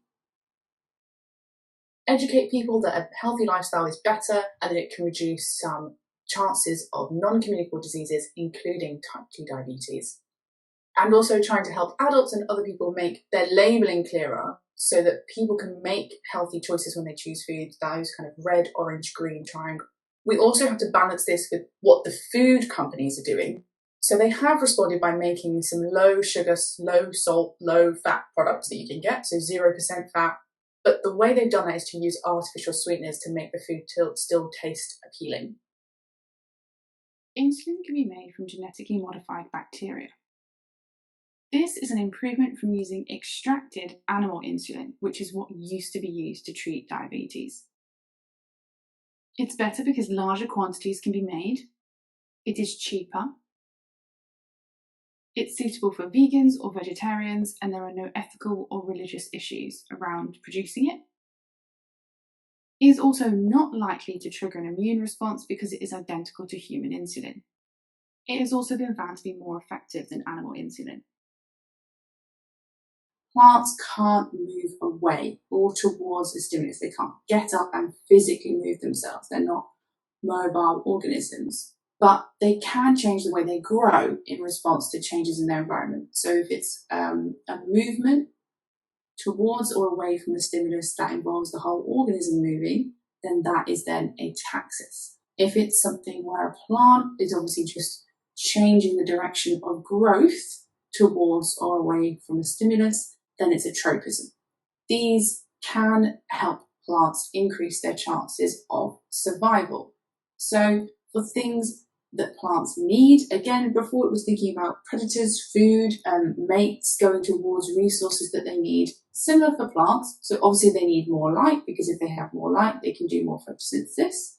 If they have more water and minerals, obviously they need minerals, various minerals for growth, and more stability. So I'm thinking about roots in the ground, so having a greater kind of connection to the soil and therefore holding their own if it's windy, if it's very exposed, if they're likely to be pulled up very easily or knocked over very easily, and therefore if they were on the ground, they'd get less light. So being able to be supported is very important.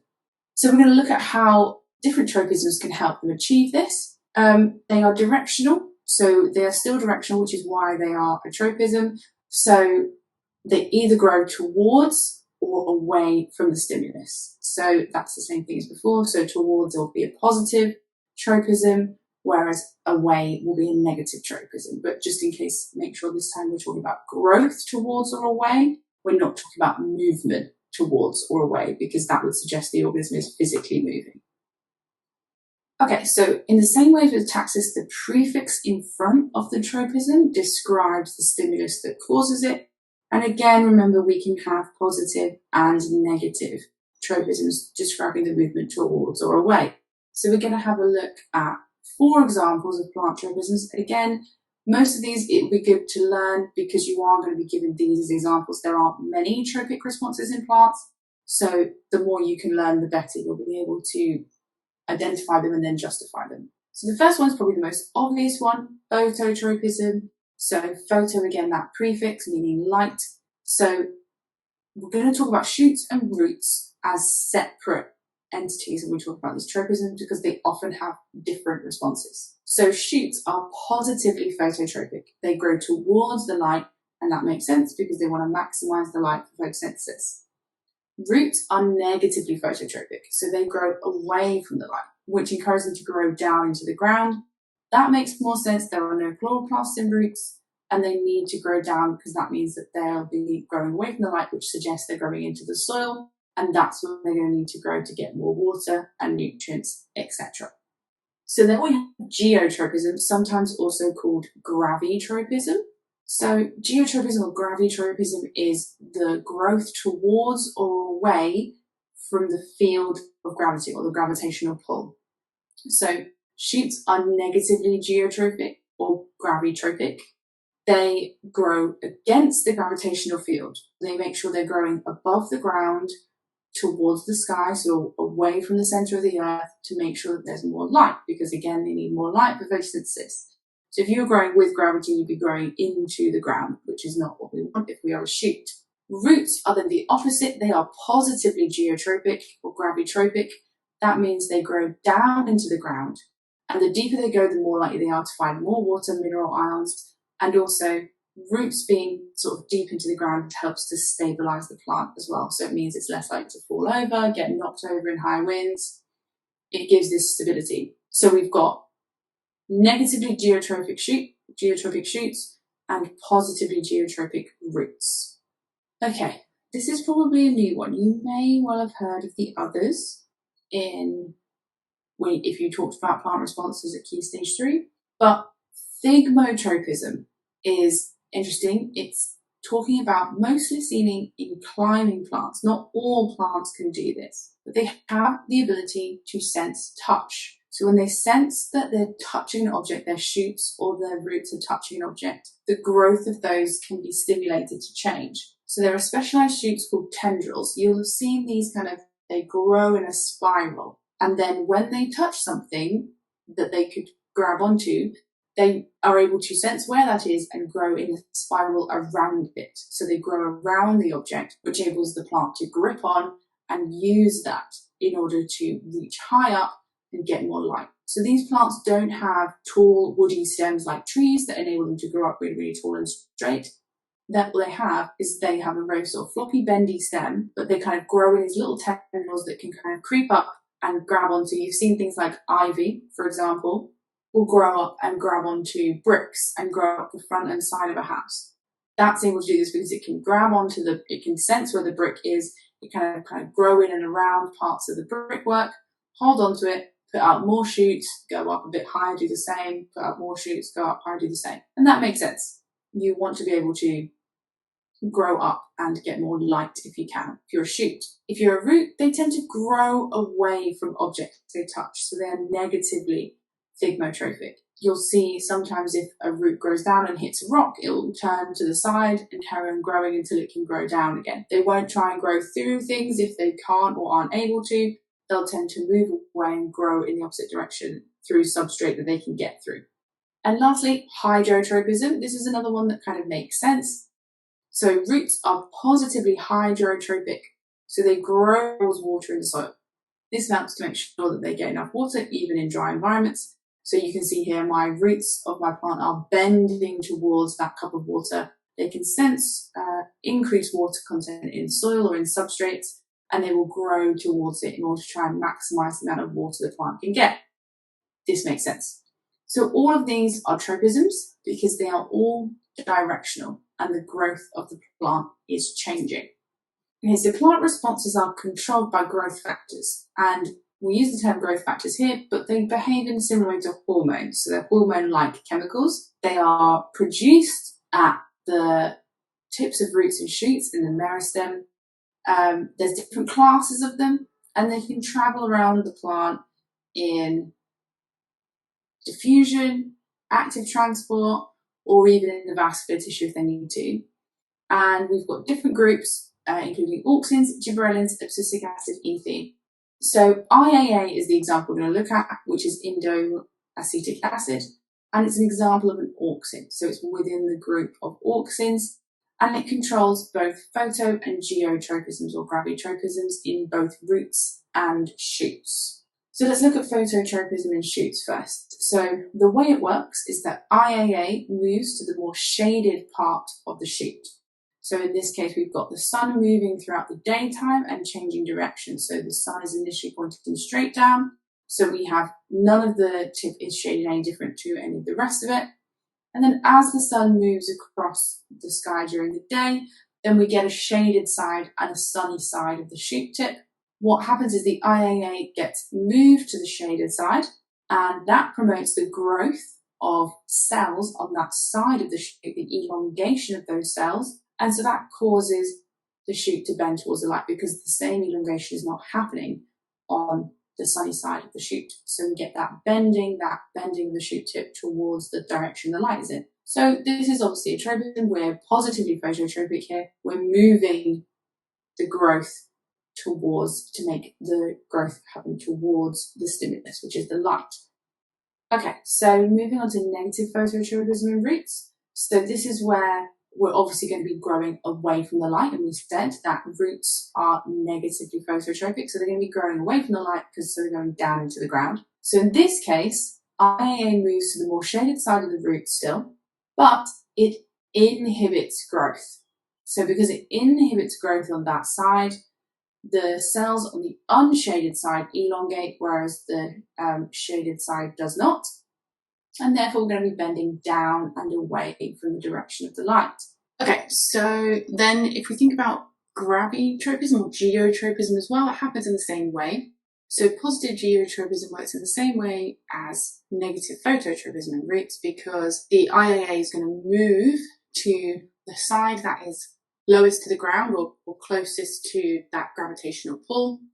Again, it's going to inhibit elongation in those cells, whereas the elongation occurs in the sort of the side that's furthest away from the gravitational pull. And so then we get that movement down, sort of bending down and growing down towards the gravitational pull.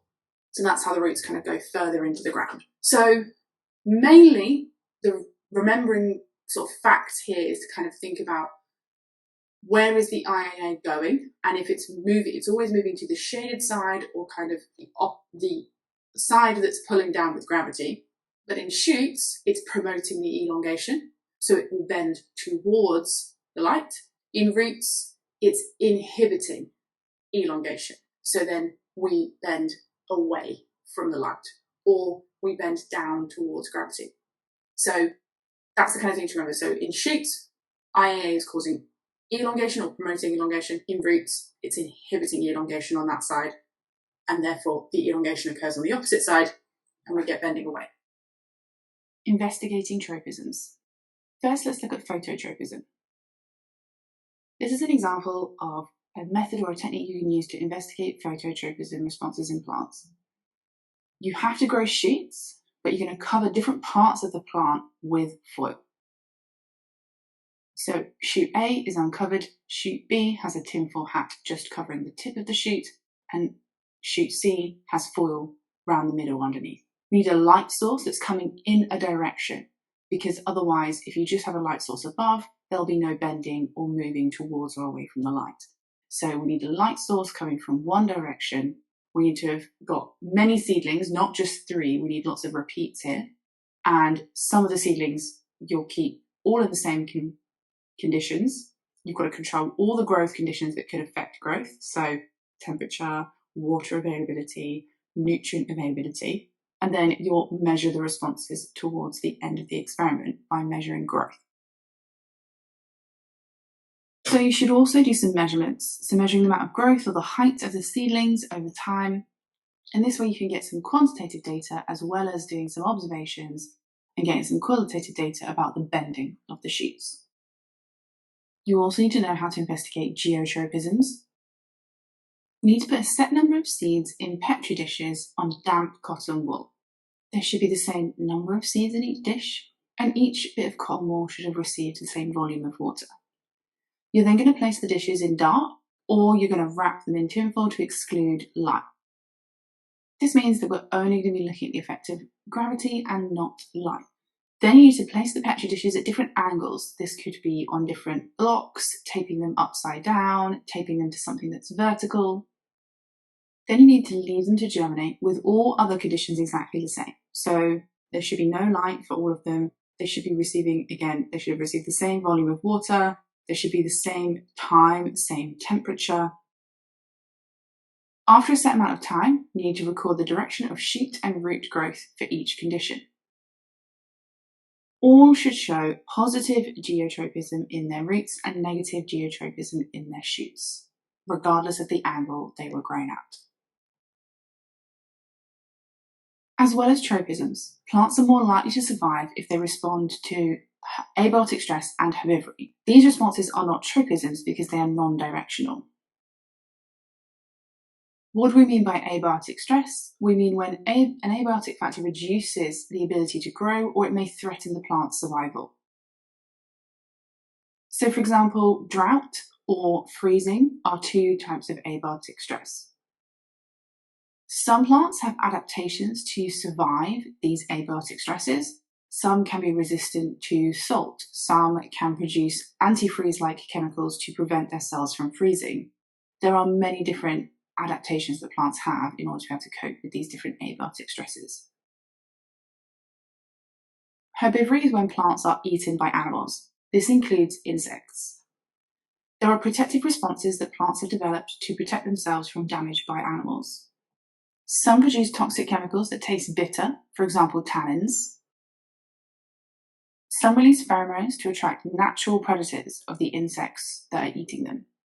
Or these can warn other plants that nearby are insects that could do them damage, and that tells them to increase the production of toxic chemicals, for example.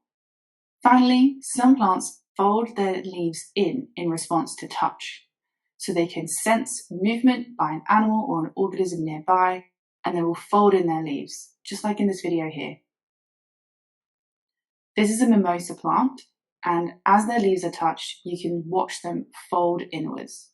And then slowly, once the danger is past, they will unfold again. Not everyone is convinced about exactly why they have this ability and how it helps, but it could deter herbivores by being something that's quite shocking, or it could knock off insects. Or it can just greatly reduce the surface area of their leaves that are exposed, which makes it harder to eat, or maybe look less likely to be a good meal. And also, obviously, they have to balance this response with opening back up again quite quickly so they can make sure they're absorbing enough light for photosynthesis. Effects of plant hormones. Growth hormones speed up or slow down plant growth. There are a few different types or groups of hormones.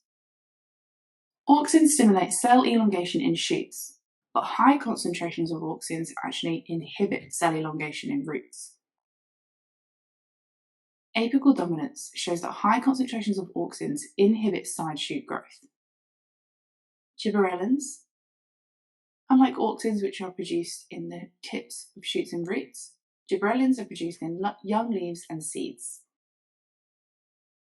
They stimulate many things: seed germination, stem elongation, side shoot formation, and flowering. They can also trigger the breakdown of starch into glucose in the seed, which helps to stimulate germination. Gibberellins can be inhibited by the action of abscisic acid, another hormone. Auxins and gibberellins can be synergistic, they can work together, and this usually increases growth. They can also be antagonistic.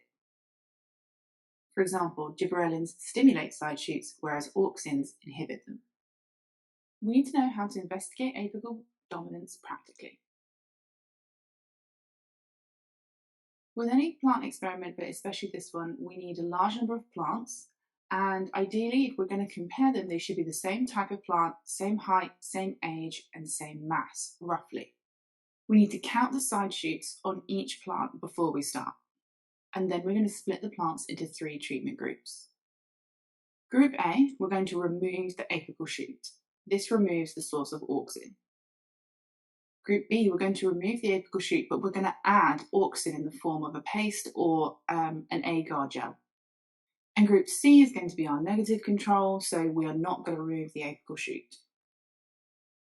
Once you set up these treatment groups, you need to leave them for 6 days in identical conditions. So similar to what we've mentioned before, same amount of light, same amount of water, same nutrient availability, temperature. Then we're going to count and record the number of side shoots on each plant, and we're going to compare that to the number of side shoots they had at the start. There are also practical ways we can look at investigating the effects of gibberellins. Again, we're going to need a large number of plants that are the same type, height, age, and mass, and they should be being potted in the same size pot with the same soil type. That goes also for the apical dominance investigation. This time, we only have 2 treatment groups, a set of plants that are watered normally, and a set of plants that are watered with a dilute gibberellin solution. Both treatment groups should receive the same volume of water, just one of them will have the solution. Once you've done that, you're going to let all your plants grow for 28 days. Again, under identical conditions, other than the watering, same temperature, same light intensity, same access to nutrients in the soil. And then the measurements will be taken every 7 days. So we're going to measure the height in millimeters or centimeters of the stems and calculate a mean for all of the stems in group A and all of the stems in group B. You can then divide the amount of growth in millimeters by the time or per day, and that's going to give you a growth rate. And then you can compare the growth rate between the 2 groups using a t-test, for example. Hormones can also control other plant responses that are not directly linked to growth. Leaf loss or abscission is controlled by auxins and ethene. We know that a lot of deciduous plants lose their leaves in winter, and this is to help conserve water loss. Auxins inhibit leaf loss in young leaves, but this amount of auxin reduces as those leaves age. Ethene stimulates leaf loss as it's produced in older leaves. Ethene causes leaf loss by causing an abscission layer of cells to form between the leaf and the stem. It then causes this band or layer of cells to expand, which breaks the cell walls and the leaf falls. Stomatal closure is also controlled by abscisic acid, or ABA. When a plant is suffering from water stress, like drought, ABA binds to receptors on guard cells, causing calcium ion channels to open. Calcium ions enter, and they cause other ion channels to open in the guard cell, and these ions then diffuse out. The loss of ions increases the water potential of the guard cell, and it decreases the water potential surrounding the cell. So water follows the ions and leaves by osmosis. This causes the guard cells to become flaccid and causes them to close.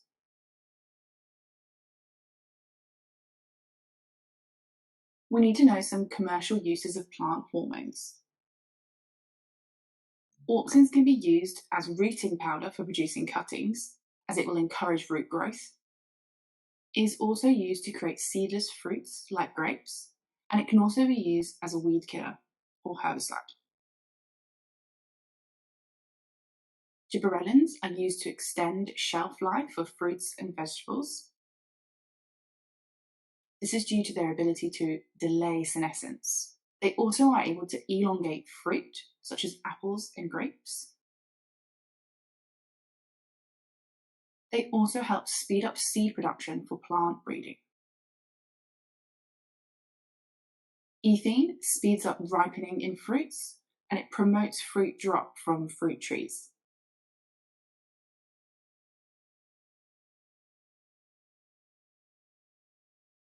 The reason ethene can do this is because it stimulates enzymes that break down the cell wall, so it makes fruit softer.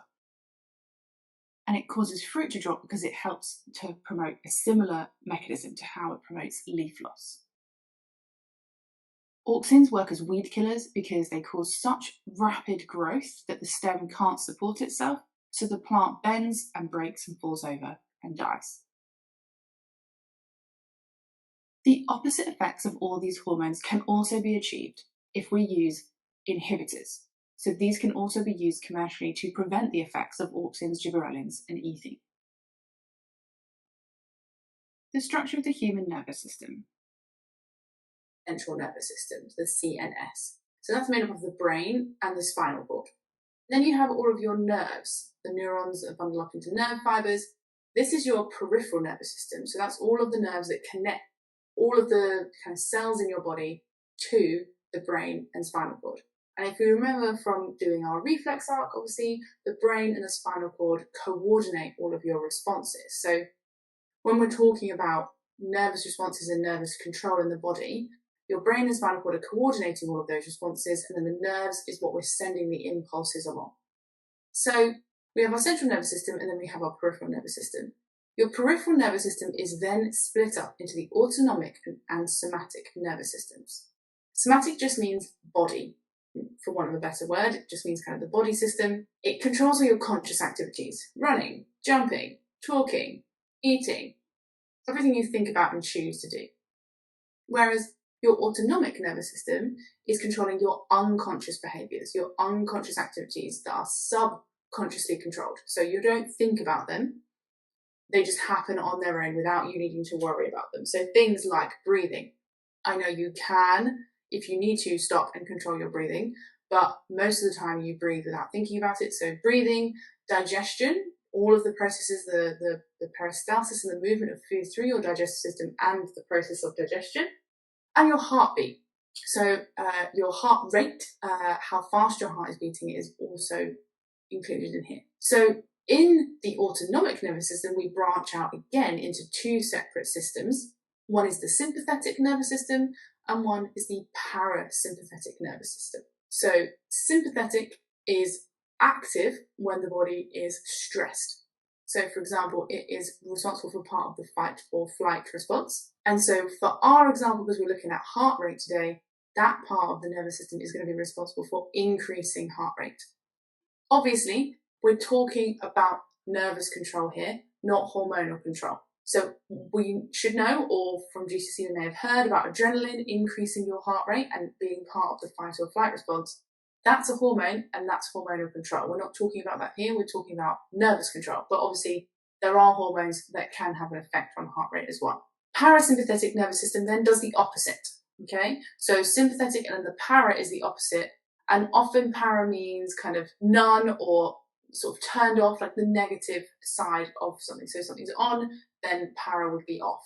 Stopped, prevented, that type of thing. So this is active when the body is at rest and calm. Okay, so the parasympathetic nervous system works to slow things down, and in this case, in our example, is going to decrease heart rate.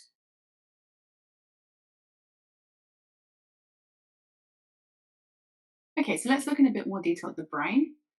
This is obviously part of the central nervous system. You need to be able to label the following parts and give their functions. So let's start with the cerebrum. This is the largest part of the brain, and it's made up of 4 lobes. You don't need to know the name of the lobes though. It is divided into the left and right cerebral hemispheres, otherwise known as your left side of your brain and your right side of your brain. It has a thin outer layer which is highly folded. You can see all these folds and bumps in the diagram here. That's known as the cerebral cortex. The function of the cerebrum is to help control and record vision, hearing, and learning. The hypothalamus is responsible for automatically maintaining body temperature. And it also releases hormones that control the pituitary gland, which sits just underneath. The pituitary gland releases hormones and stimulates other glands in the body in the endocrine system to also release hormones. This means it is sometimes known as the master gland. It is controlled by the hypothalamus. The medulla oblongata. This sits just above the spinal cord, and it automatically controls your breathing and heart rate. The cerebellum also had a folded cortex outer layer. It controls muscle coordination, posture, and balance. So mostly it's responsible for all of your movements. We need to know about the reflex arc, which is a specific response where the brain is not involved. Because it does not use the conscious part of the brain, it has very rapid responses, and this helps to protect the body from harm. You need to learn a couple of examples. First, let's look at blinking. The stimulus could be something touching the eye, something coming near the eye, or a bright flash of light.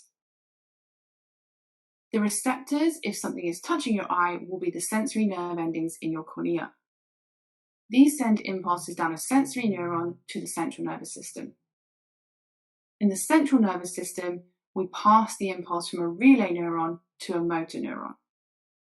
The motor neuron carries the impulse along to the effector. In this case, the effector is the orbicularis oculi muscles, which are in your eyelid. These contract, and it causes the response of your eyelids closing in order to protect your eye from damage. The other example is the knee-jerk reaction, which we need to know, and it follows a very similar pattern: stimulus, receptor, sensory neuron, CNS, motor neuron, effector, and response. The only difference with the knee-jerk reaction is that we go straight from a sensory neuron to the motor neuron. There is no relay neuron. It communicates directly with a neuron in the spinal cord. Here you can see it labelled as the interneuron, but it is a type of motor neuron. The knee-jerk response is important because it helps to maintain posture and balance. The fight or flight response. This is a response to danger or threat, which is controlled by the hypothalamus using both hormonal and nervous control. The sympathetic nervous system is stimulated, which causes the release of hormones from the adrenal medulla. As this is a stress response, adrenaline is released. The hypothalamus causes the pituitary gland to release ACTH hormones. This causes the adrenal cortex to secrete steroid hormones. We need to know what responses in the body this causes. It increases the heart rate. It causes airways to widen so that breathing can be deeper. It also increases the rate of breathing by contracting the diaphragm and the intercostal muscles. Glycogenesis increases the available glucose. Piloerector muscles contract so that hair stands on end. This is something that you can see in animals when they do this when frightened or threatened, and it makes them appear larger. Blood is diverted away from skin and the digestive system to the brain and muscles through vasoconstriction and vasodilation. All of these are designed to increase glucose and oxygen in the blood, and also to increase blood flow to muscles and the brain so that you have the ability to carry out more respiration to provide the body with more energy in order to respond to the threat. Some hormones are what we call non-steroid hormones. This means they have to bind to a receptor on the outside of the cell membrane and rely on what we call secondary messengers to work inside the cells to amplify that original signal and cause the change to happen within the cell. Glucagon and adrenaline. Adrenaline is secreted by the adrenal glands, which are found on top of your kidney. So you have one gland on the top of each kidney and they secrete the hormone adrenaline. We're looking at both of these hormones because they trigger the activation of glycogenolysis in liver cells, and it occurs through this secondary messenger model that we've mentioned. So both adrenaline or glucagon can do this. They bind to their receptors on the cell membrane of liver cells, and these are classed as the first messengers. The adrenaline and glucagon have both been secreted as a response to low blood glucose levels in this case, and their aim is obviously to try and cause a change in the liver cells that's going to release glucose into the blood. So the first thing that happens when they bind to their receptors is that it triggers the activation of something called a G protein. So we're going to take the G protein and activate it. Normally, remember when we talk about activation, we tend to mean adding a phosphate group, which is something, one of those other uses of ATP is to be able to add a phosphate group to a molecule, and it tends to activate it or increase its energy level. That activated G protein then causes a shape change in an enzyme that's bound inside the membrane called adenyl cyclase. It's an enzyme, and so this conformational shape change that happens when the G protein binds to it makes it able to be activated. So it changes the shape in order for it to now accept its substrate and be able to catalyze a reaction. The adenyl cyclase enzyme, when it's activated, can catalyze the conversion of ATP into something called cyclic AMP, or CAMP for short, and this is then the secondary messenger. So this activation of ATP into CAMP, the CAMP is what then goes on to cause the changes in the cell that we want to happen. So it's the secondary messenger. It passes on this signal and causes the change in the cell. So what CAMP does is it activates a protein kinase enzyme cascade. So protein kinase enzymes are a group of enzymes, and this idea of a cascade is that one enzyme is activated, which causes something to happen, which triggers another enzyme, etc. And ultimately, this leads to the breakdown of glycogen into glucose, or glycogenolysis. And so therefore, we're going to release glucose into the bloodstream. So that binding of the adrenaline or the glucagon through this system has triggered a change in the cell, which has resulted in the outcome that we wanted, as the effector causes the response of increasing the blood glucose level. So this is a very similar system used by a lot of hormones that have to bind to receptors. It's similar, depending on obviously the target cell, it will have different effects based on what this enzyme cascade sets off. But this is something that's quite common in cells and biology as a way of triggering an effect inside a cell from the outside by only being able to bind to a receptor. Okay, so let's have a look in more detail about specifically how, in each example, blood pressure is going to cause changes to heart rate. So if our stimulus is that the stretch receptors or the baroreceptors have detected high blood pressure, then the impulses sent to the medulla are going to say we need to reduce the heart rate. And then the medulla is going to respond with, after it's coordinated this response, by sending parasympathetic nerve impulses to release noradrenaline at the sinoatrial node that's in the right atrium. And as we said, they'll be using the parasympathetic nerve or the vagus nerve to do this. And that's going to release that inhibitory neurotransmitter noradrenaline, which is going to decrease the frequency of impulses from the sinoatrial node. And then that's going to decrease the frequency of impulses going to the AVN or the atrioventricular node. And so they're going to decrease the heart rate. Try to remember talking about frequency here. So making sure we're saying the frequency of the impulses has decreased. Okay, so if we think about the opposite then, low blood pressure happens. So that's detected again by the receptors. The impulses are sent to the medulla, again, this time saying to increase the heart rate. And then we have the same response, so the medulla is going to use the sympathetic nerve this time to send impulses and release acetylcholine at the sinoatrial node in the right atrium. And because it's releasing acetylcholine, that's an excitatory neurotransmitter. So it's going to be increasing the frequency of impulses leaving the sinoatrial node, and therefore we're going to increase the frequency of impulses going to the atrioventricular node, and therefore we're going to increase heart rate. Why is this important? Why is it useful? Well, it's useful because it's going to prevent things like fainting. So if your blood pressure suddenly drops or your blood pressure is getting low, then you wouldn't be getting enough oxygen to your brain, and that's obviously a bad thing and can cause you to pass out or faint. And so in order to remedy this, we can increase our heart rate in order to try and prevent that from happening.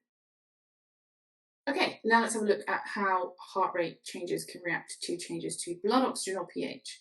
So most of the time this is going to happen when you've got exercise occurring, because you've got increased rates of respiration, which means we need more oxygen going to our muscles, and we've got more carbon dioxide being produced that needs to be removed. So it could be building up and causing that carbonic acid to increase, which will lower the pH. Or obviously we've got low oxygen levels because a lot of it's being used up. If that is detected by these chemoreceptors, then we're going to send impulses again to the medulla oblongata to increase the heart rate. And we'll explain why that makes sense in a second. The medulla is going to use the sympathetic nerve to send impulses and release acetylcholine again at the sinoatrial node in the right atrium.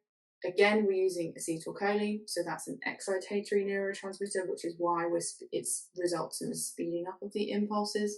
And again, we're saying, so the sinoatrial node is going to increase the frequency of impulses that are sent to the AVN, and therefore we increase heart rate. So that's the kind of how it happens. That's the description of how heart rate changes in response to low oxygen or response to exercise, for example. But the why would be a separate point. So this is just what happens, not why. The why do we need to increase heart rate? Well, it should make sense, because if we increase heart rate, we increase blood flow to the lungs, which means blood oxygen levels can increase, but also it helps to remove the excess carbon dioxide. So it's just the same reason as asking at GCSE, for example, why would heart rate increase during exercise? This is why, and this is the answer you would give, because increased levels of respiration are required, so more oxygen is needed, and more lactic acid and more carbon dioxide are building up, so we need to get rid of them. It's the same answer, that's the why. We've just got a bit more of a description now about understanding how it actually happens and how it's triggered by the nervous system. Okay, that is how heart rate is controlled. As I said, remember there is obviously the impact of hormones, but that's not covered in this video because we're just looking at the nervous system and receptors here. There are some other receptors like stretch receptors, which can also be used, and we've talked about stretch receptors in the blood vessels, but they can also be in the muscles as well. And it works in exactly the same way. Stretching your muscles triggers your heart rate to increase in anticipation of exercise, which is another interesting point. This is how heart rate is controlled. It's obviously linked to an AS topic, which is obviously heart rate and how that's initiated, and the cardiac cycle. So it could be a synoptic question. So it's worth revising both when you go through this topic. And this is sort of one of the more complex nervous feedback mechanisms that we have to learn. But hopefully that was helpful. Investigating heart rate. There are different factors that you can measure in this investigation that could affect your heart rate, such as exercise, loud noises or being scared, or anxiety. To take measurements, you can either manually measure the pulse rate by counting beats per minute or beats within 15 seconds and then multiply by 4 using 2 fingers on a pulse point, or you can use an electric heart rate monitor, which often is worn on the chest, and it can measure continuously throughout the experiment, and then you can record changes. The method. You need to start with a baseline of resting heart rate. So you need to measure your heart rate at rest and record this. Then you do some exercise for a set amount of time, or you experience a loud noise, or do something that makes you anxious or nervous. Then you need to measure your heart rate immediately after finishing that exercise or activity. Then you need to sit down and rest as you did at the start, and measure your heart rate every minute until you get back to that resting heart rate point. You should also time how long it takes to get back down to resting heart rate. This can be repeated to calculate a mean on the same person if it's exercise, but not for the other factors, because they will be expecting it and therefore the response won't be the same. Or you could repeat it with different people, and then you can compare using a statistical test. If you're comparing two means, then you would use a t-test. We need to look at how the sarcomere shortens and what we can tell from the structures how it looks once it's contracted. The actin filaments slide over like this. They get pulled towards the middle and slide over. Both sides would move at the same time if we're looking at the real thing. So we need to be able to, once that has happened, once that contraction has happened and those actin filaments have slid over, how can we tell that this is a contracted sarcomere? So the first thing is to look at the eye bands. So the eye bands have become narrower. Remember, that's the light band, that's the region that just contains the actin, and it would be either side of the Z disc, and also the H zone, that has also become narrower. So that zone in the middle that was just myosin only has now shrunk very, very small because the actin has moved over it. So we've got narrower eye bands and a narrower H zone that have been caused by the actin sliding over the myosin. Next, we need to look at the Z discs. So the Z discs have got closer together. So as that actin has been pulled across the myosin to the middle, the Z discs, which is the sort of the binding point, the joining point for the ends of those actin molecules, has been pulled as well. So the Z discs are now closer together, so the distance between them has got shorter. The whole sarcomere has shortened, and we can show that. And then lastly, we need to look at the A band. So the A band is the thing that does not change. It does not get smaller. It doesn't get bigger. It stays exactly the same. And that's because the A band is where the myosin is. It's made mostly of where the myosin and the actin overlap. And although the actin have moved, the myosin has not moved. So where the actin and myosin are crossing over is staying the same. So the A band does not change because the myosin does not move in this sliding filament theory. Only the actin slides over the myosin. So as I said, this happens in every sarcomere, the whole length of a myofibril. So every single sarcomere contracts at the same time, the actin is pulled inwards, and so the whole of the myofibril will contract because all of its sarcomeres are contracted, and that happens in every myofibril, and so that happens in every muscle fibre, which then causes the whole muscle to contract. And then the same thing happens when it relaxes, so when they relax and they move back to their relaxed state, then we're going to get the whole muscle relaxing as well, because all the sarcomeres in all of the myofibrils will also relax. Okay, so this is the actual muscle contraction process, and you might see it look very similar in diagrams in textbooks, or you might see it as a diagram in a question, and we just need to be able to talk through what's happening in these stages, and then maybe be able to say what might happen if one of these stages was stopped or couldn't progress. So the first things to think about is that the calcium ions are going to diffuse into the myofibril from the sarcoplasmic reticulum, as we just said, and they will have been triggered by that depolarization of the sarcolemma and the tubules and cause that release. Then the calcium ions are going to bind and cause the tropomyosin to move, exposing the binding sites on the actin. So they're going to bind there, they're going to move, cause a sort of a shape change, which is going to expose those binding sites. That allows the myosin heads on the myosin filaments above and below are going to be able to attach to those binding sites and form what we call an actin-myosin cross bridge. Sometimes you can just refer to it as a cross bridge. Energy that's been stored in the head, and we'll say how that's happened in a second, so you could always start by saying there is energy stored in the head if you want to, but that energy that's stored in the head, you'll see we've got ADP and PI there, is used to bend the head. Okay, like we said, it has that ability to move on that hinge shape, and it pulls the actin filament along. Okay, and that ADP and PI are then released. This movement is known as the power stroke, and it pulls the actin filament along the top of the myosin. A new ATP molecule comes because we've released our ADP and PI that we've clearly are left over from ATP hydrolysis from before. So now a new ATP molecule is going to attach to the myosin head, and that causes it to detach from the actin binding site. So the joining or the binding of ATP to the myosin head causes the head to detach from the actin. So the cross bridge is broken. The hydrolysis of that ATP to ADP and PI by ATPase enzyme, or however you refer to this enzyme in your spec, but ATPase enzyme is normally good enough, provides the energy needed to recock the myosin head. That means to kind of push it back down, ready to go again. It's already detached, but it needs to lay back down, and it's stored the energy then, like a spring being pulled back. Okay, it's ready to come back up and move back up and bind to the binding site. So it's gone back to its original position, and it's got that stored energy in the form of ADP and PI kind of stored there, ready to go again. And this can go round and round and round in cycles. Okay, so speaking of energy and ATP, each muscle fibre only contains about enough ATP to allow for about 1 to 2 seconds of contraction, which obviously isn't very long, especially if you're doing running, long distance running, or anything that requires you to move for quite a long time. So during the exercise, the muscles must have a constant supply, which can come from a couple of different places.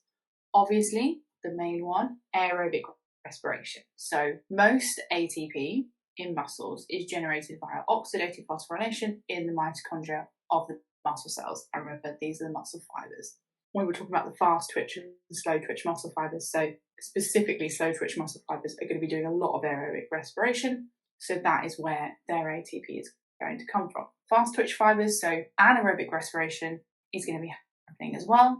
So ATP can be made readily by glycolysis in the sarcoplasm. So remember, that's not happening in the mitochondria. That's why those fast twitch fibers don't really have as many mitochondria. This is useful for the short periods of intense exercise. So it will get you enough ATP to give you enough of a power boost for a short period of time, but the muscles are going to tire after a while because the pyruvate is being fermented to lactate or lactic acid, which builds up, and that's going to cause your muscles to get tired and ache, and that's going to be a problem. So you're only able to do that for a short amount of time. There is another store of a chemical called phosphocreatine, and it is stored in muscle cells because it can rapidly provide phosphate, which helps to produce ATP. So ADP plus the phosphocreatine gives us ATP plus a chemical called creatine. So it basically just separates the phosphate group from the creatine in this molecule. The phosphocreatine is going to run out after a few seconds, so it's only used for short bursts of vigorous exercise if you really need it. So that's where we get that idea of only having a few seconds of contraction, because we have this phosphocreatine store. It's anaerobic, it doesn't require any oxygen, it doesn't form any lactate, and creatine can be broken down into creatinine and removed from the blood by the kidneys. So we're going to look at the neuromuscular junction, which is basically the synapse between a motor neuron and a muscle fibre. So we're going to look at how we get that action potential coming from the motor neuron, how it crosses that junction, the gap between the neuron and the muscle fibre, and then how that starts to lead to a contraction. So the synapse is actually between the end of a neuron, so the synaptic end, and the sarcolemma of the muscle fibre. So that is here.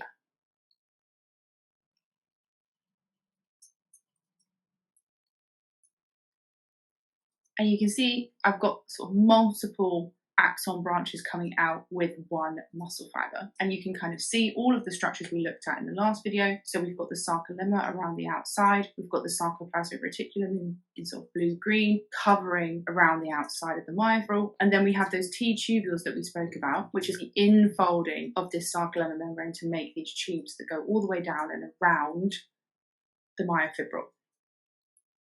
So this time, instead of initiating another action potential, as if it would if it was a synapse with another neuron, what actually happens is the signal passes across the synapse and it causes the muscle fibre to contract. So that's the aim here. We're not aiming to cause another action potential, we're aiming to cause a contraction.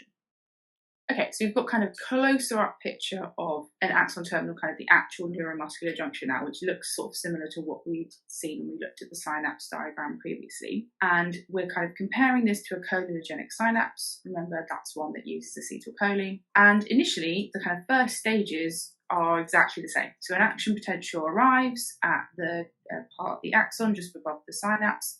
in the presynaptic neuron, and it causes a change in membrane potential, and that causes the influx of calcium ions to come into the presynaptic neuron, which causes the release of the acetylcholine that's in those vesicles, and they fuse with the edge of the membrane of the presynaptic neuron and release their contents by exocytosis into the synaptic cleft. So all of that is exactly the same as how we described an action potential arriving at cholinergic synapse. It's just what happens afterwards. So we're just mostly looking at the differences in the postsynaptic membrane and what happens there, because we've not just got another neuron and it's a little bit more complicated. So in the same way as before, the acetylcholine is going to diffuse across the synaptic cleft and it's going to bind to receptors. But this time you'll notice there are folds in the sarcolemma. So it's not just like a smooth, straight surface. There's lots of folds and all of the receptors are within kind of the membrane on those folds. This opens sodium ion channels in the sarcolemma. So that part is also the same, except obviously those sodium ion channels are in the sarcolemma this time, not in the membrane. And then the sodium ions enter the sarcolemma and depolarize it. So it does depolarize the membrane in the same way, but instead of sort of moving through and down kind of a narrow axon, what actually happens is the wave of depolarization spreads along the sarcolemma.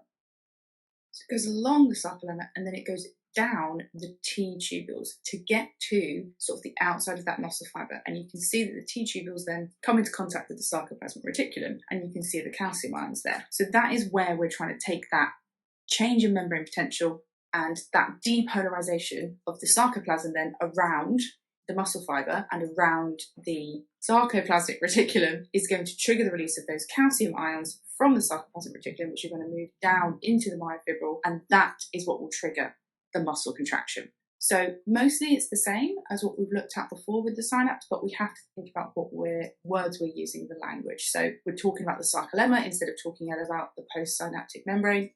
And we're talking about the wave of depolarization spreading along the sarcolemma and then down the T tubules into the muscle fibre, and then triggering the release of calcium ions from the sarcoplasmic reticulum.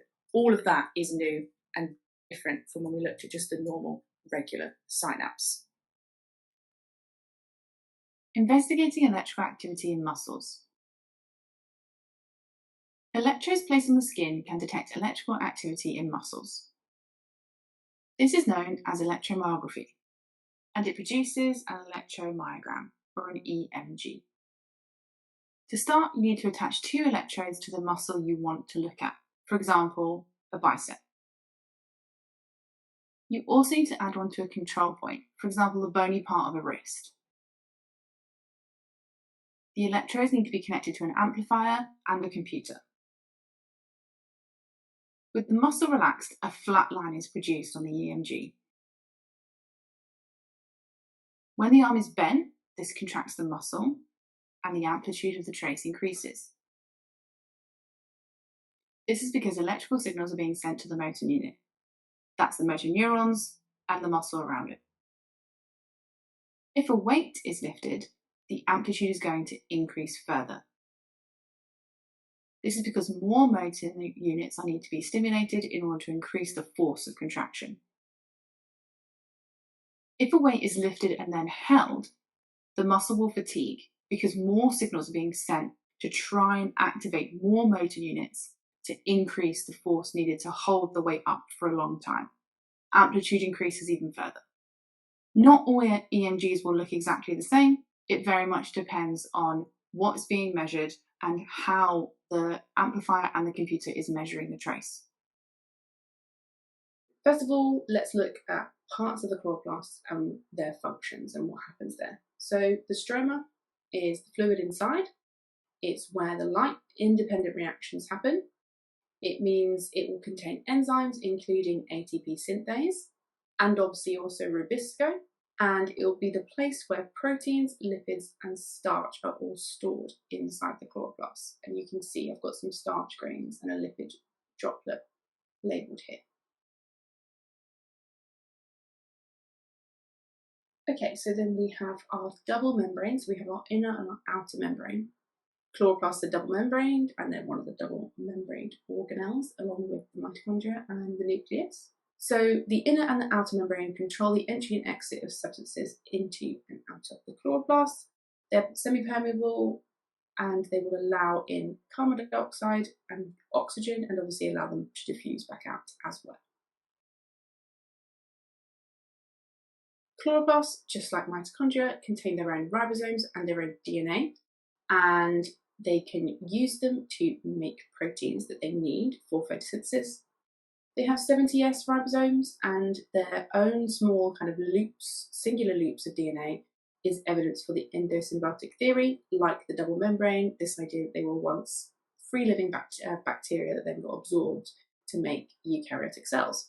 It also means that they aren't relying on any of the other cell processes in order to carry out photosynthesis. They've got everything they need to make the proteins they need inside the chloroplast itself. And finally, we have the internal thylakoid membranes.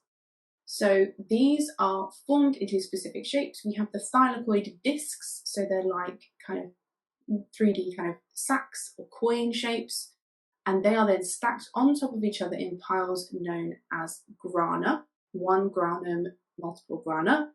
And then these have, some of them have joining strips of thylakoid membranes, which are called lamellae. The arrangement of this membrane creates a large surface area for enzymes, ATP synthase again, and also the electron transport chain proteins, which are all needed for the light-dependent reactions. So light-independent reactions happen in the stroma, light-dependent happens and takes place in this thylakoid membrane. The grana are right next to and surrounded on all sides by the stroma, which is really useful because it means the products and the reactants of the photosynthesis reactions can be exchanged easily between the two sections, so between the light-dependent and the light-independent reactions.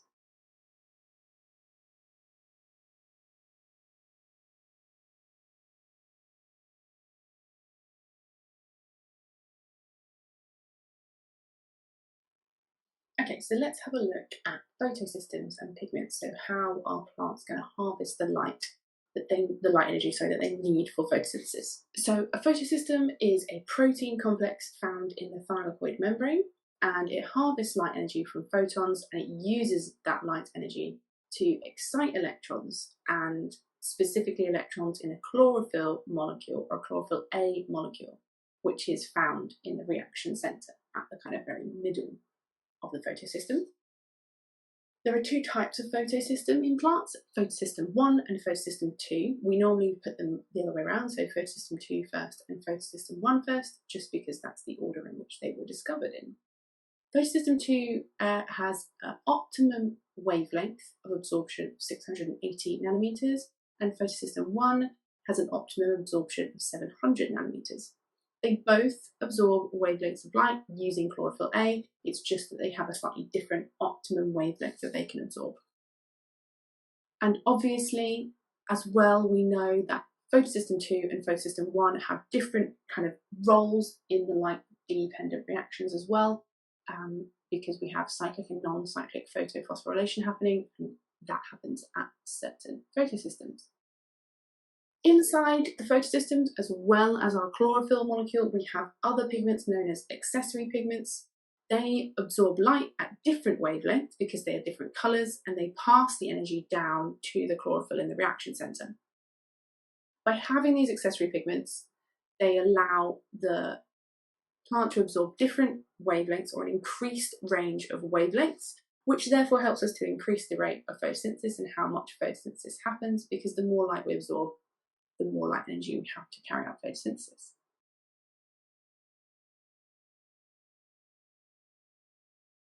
So you can see from my action spectrum graph here that the blue light and the red light produce the greatest photosynthetic rate, the highest peaks, because those two colours are absorbed by chlorophyll. But there is this dip in the middle where mostly green and yellow light is reflected, and that's why chlorophyll in plants often appear green. So lastly, the kind of thing that's related to these pigments is that we can use chromatography to separate and identify the pigments in different plant leaves. The pigments will move up the chromatography paper at different speeds because they can be separated by their mass, their size, their charge. And therefore you can look at the pigments and identify the pigments that are in different plants. It could be shade tolerant plants or UV resistant plants, or just plants that have different coloured leaves. We should be able to spot the differences and then be able to talk about the fact that having more pigments is an adaptation, and why it's an adaptation, because they can absorb the different wavelengths.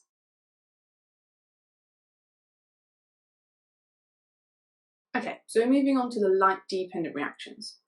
So stage 1 is where light energy is hitting our photosystem and it's exciting electrons in the chlorophyll molecule at the reaction centre of photosystem 2. So the electrons move to a higher energy level. That's what we mean when we say that they are excited. And so they are then able to leave the chlorophyll. And because the electrons have left the chlorophyll, it becomes an ion. So light energy here is being used to ionize chlorophyll. So we say it is photoionization. Because we've made chlorophyll an ion, we need to replace those electrons. It will be positively charged now, but it'll be needing electrons and wanting electrons to replace it. That comes from photolysis.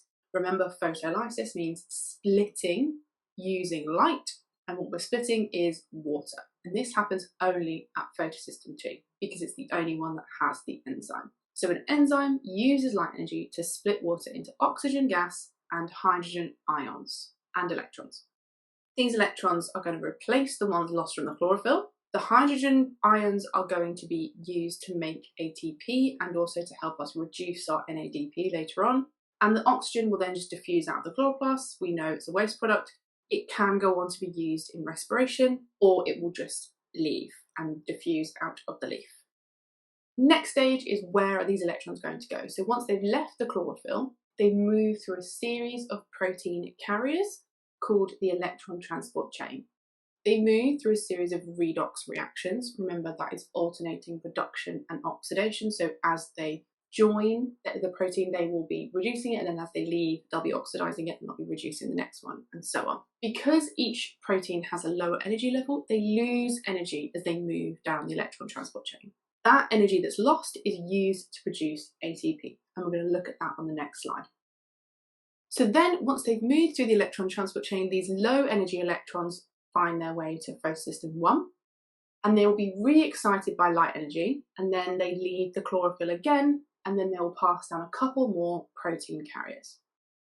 Remember, the electrons are constantly coming from the electron transport chain for photosystem 1, so they do not need photolysis to happen here to replace electrons. That's why photolysis only happens at photosystem 2, and also because there is no enzyme for it to happen at photosystem 1. So eventually, the electrons and some hydrogen ions are used to reduce NADP, which is what is the final electron acceptor in this kind of small electron transport chain at photosystem 1. NADP is a coenzyme or an electron acceptor or a hydrogen carrier. All of those names can be used, but it's now been reduced, and so the reduced NADP will then travel into the stroma for the light-independent reactions. Is where we look into a little bit more detail about how we actually make ATP in the light-dependent reactions. To start with, electrons move down the electron transport chain, and as we've said, they lose energy because each protein is at a lower energy level, so they move through these redox reactions down the electron transport chain, losing energy. The energy lost is used to actively transport hydrogen ions from the stroma into the thylakoid space. So remember, that means thinking about those discs, those sacs of thylakoid membrane. A thylakoid will have outside and then an inside because it's like a sac. This movement of H+ ions to moving them from the stroma into the thylakoid space inside the thylakoid creates a concentration gradient across that thylakoid membrane. So we've got a low concentration in the stroma, high concentration in the thylakoid. This gradient then causes the hydrogen ions to diffuse back down their concentration gradient, but through a specialized protein channel, which is attached to an ATP synthase enzyme.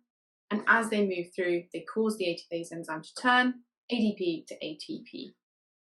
Because we use light in order to end up adding a phosphate to ADP to make ATP, this is known as photophosphorylation. And the process of using a chemical gradient of H+ ions is known as chemiosmosis. The ATP produced is then used in the light-independent reactions. So it's one of the products of the light-dependent reactions that then travels into the stroma to be used in the light-independent reactions.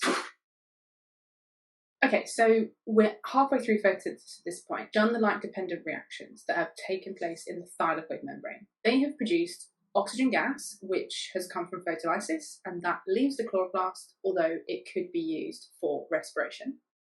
We have made some ATP through photophosphorylation and chemiosmosis, and that travels into the stroma for the light-independent reactions.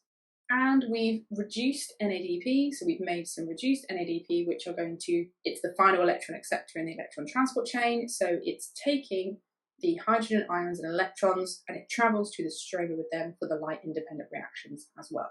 So now we're going to look at the light-independent reactions. They obviously are taking place in the stroma, so not in the thylakoid membrane. They use products from the light-dependent reactions, the ATP and the reduced NADP, and they're going to fix carbon dioxide and use it to produce organic molecules, including glucose. Okay, so now we're on to the light-independent reactions. So the first stage is carbon fixation, and it's where atmospheric carbon dioxide, which is diffused into the leaf and then into the chloroplast, is combined with a 5-carbon molecule called RUBP, or ribulose bisphosphate. Combination of the carbon dioxide and the RUBP is catalysed by the enzyme called Ribisco, and it produces 2 lots of GP, which is a 3-carbon molecule. This is because it initially makes a 6-carbon molecule because 1 carbon dioxide plus the 5-carbon RUBP is unstable, breaks apart, so it creates 2 3-carbon molecules. The next stage is reduction, so we are going to reduce our GP to turn it into a molecule we can use. So GP is reduced using the energy from ATP and the hydrogen plus ions from the reduced NADP from the light-dependent reactions. This still produces a 3-carbon molecule because we haven't changed any carbons, but it is now called GALP or triose phosphate. The GALP or TP is used to build lipids, amino acids, glucose, nucleic acids, all of the biological organic molecules that a plant is going to need in order to function. They're going to have to combine it with things like nitrogen and phosphorus that they're going to have to get from the soil as ions. They can use this one molecule to build all of the molecules that they need for life. The third stage is the regeneration stage of RUBP. Most of the molecules of TP or GALP, actually 5 out of 6 of them you can see in the diagram, are used to regenerate 5-carbon molecule RUBP. And the rest of the ATP from the light-dependent reaction is also used to do this. And then RUBP can go back and start the cycle all over again, so it stays in the stroma ready to be reused and combined with another carbon dioxide. This whole cycle is named the Calvin cycle after Dr. Calvin, who discovered it using his lollipop experiments. If you need to learn more about the lollipop experiments, go and look at the more detailed video on light-independent reactions. The ADP and the NADP that are left over after we've used them are then passed back into the thylakoid membranes for the light-dependent reactions, and then the cycle will continue.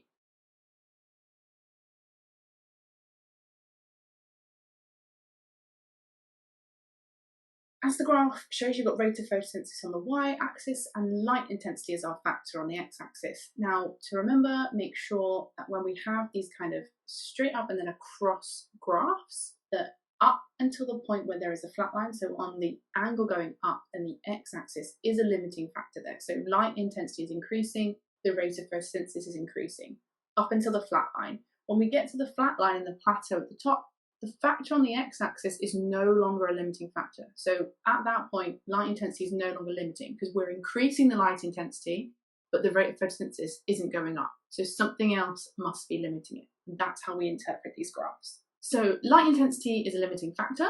As we increase the light intensity, we increase the rate of reaction. Plants will grow once the light intensity is high enough that the rate of photosynthesis is greater than the rate of respiration, which is what we call the compensation point. And you can see there on the graph that we have to get above that compensation point, so above that kind of horizontal dotted line, for us to be making enough sort of biological molecules that the glucose that we're actually using to grow instead of just using it to respire. At low light intensities, the GP is going to increase, but RUBP and GALP and TP will decrease. The light wavelength, it needs to be red or blue for there to be the maximum rate of photosynthesis, as you can see in the action spectra, because green to kind of orangey or green to kind of yellowy light is reflected by the majority of the pigments in plants, which is chlorophyll. On to temperature. The graph shows that obviously we've got two rates of photosynthesis where we've got the two different temperatures. So here, up until we get to here, remember that light intensity is the limiting factor. And then obviously once we get past that, we get towards the flat point, then we have the two temperatures are the limiting factors, and the rate is obviously higher with 30 degrees than with the 20 degrees. So increasing the temperature has increased the rate of photosynthesis. So at low light intensities down here, the two lines are basically the same, because the temperature is going to have little effect. If there's not enough light for photosynthesis to be happening at a fast enough rate, temperature is not going to make any difference. But when the light intensity is no longer limiting, so when we get to those flat lines, increasing the temperature is going to increase the rate of photosynthesis up until about 45 degrees. And then we get our usual issues with enzymes and proteins denaturing. Light-independent reactions are most affected by temperature because they're most reliant on the enzymes, for example, Rubisco. And so GP, RUBP, GALP and TP will all fall and all start to decrease if the temperature gets too high. For carbon dioxide concentration, we have the same thing. So it only has an effect, it's only limiting up until this point. When it's low light intensity, that's the limiting factors up until there.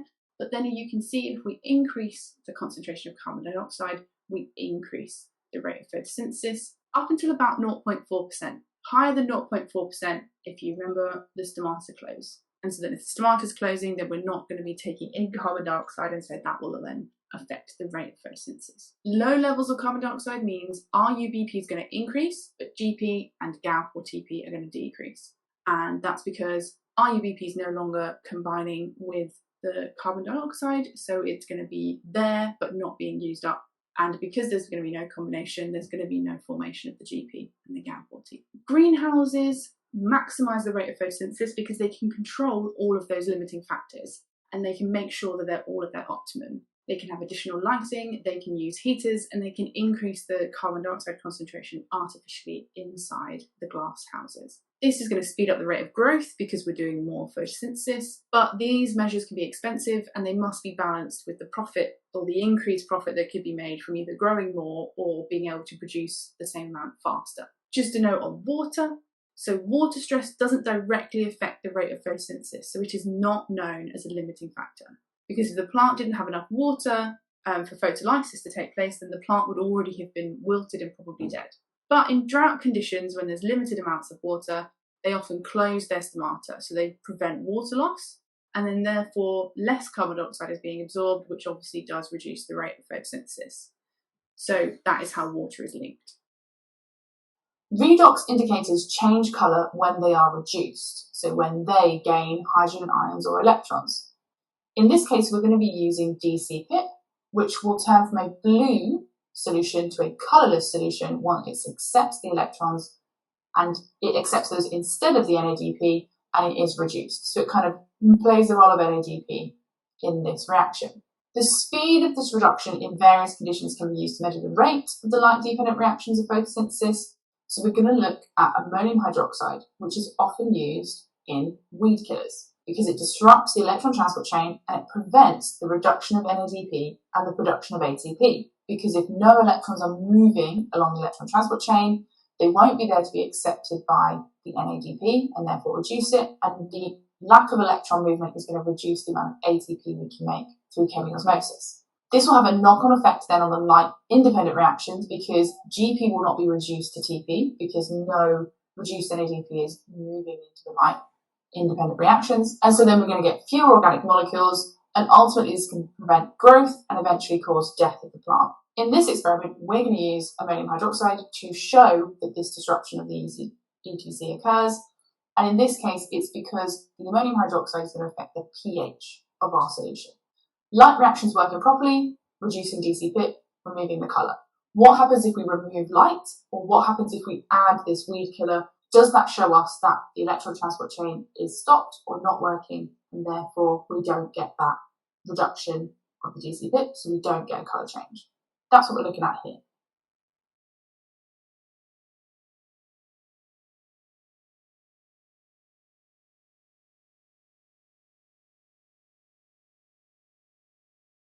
DCPIP water and the chloroplast was in tube A and we put that in the light. And here's it compared to tube D. Now we know it was very close with the colorimeter reading, and also visually we can see that it's very close here.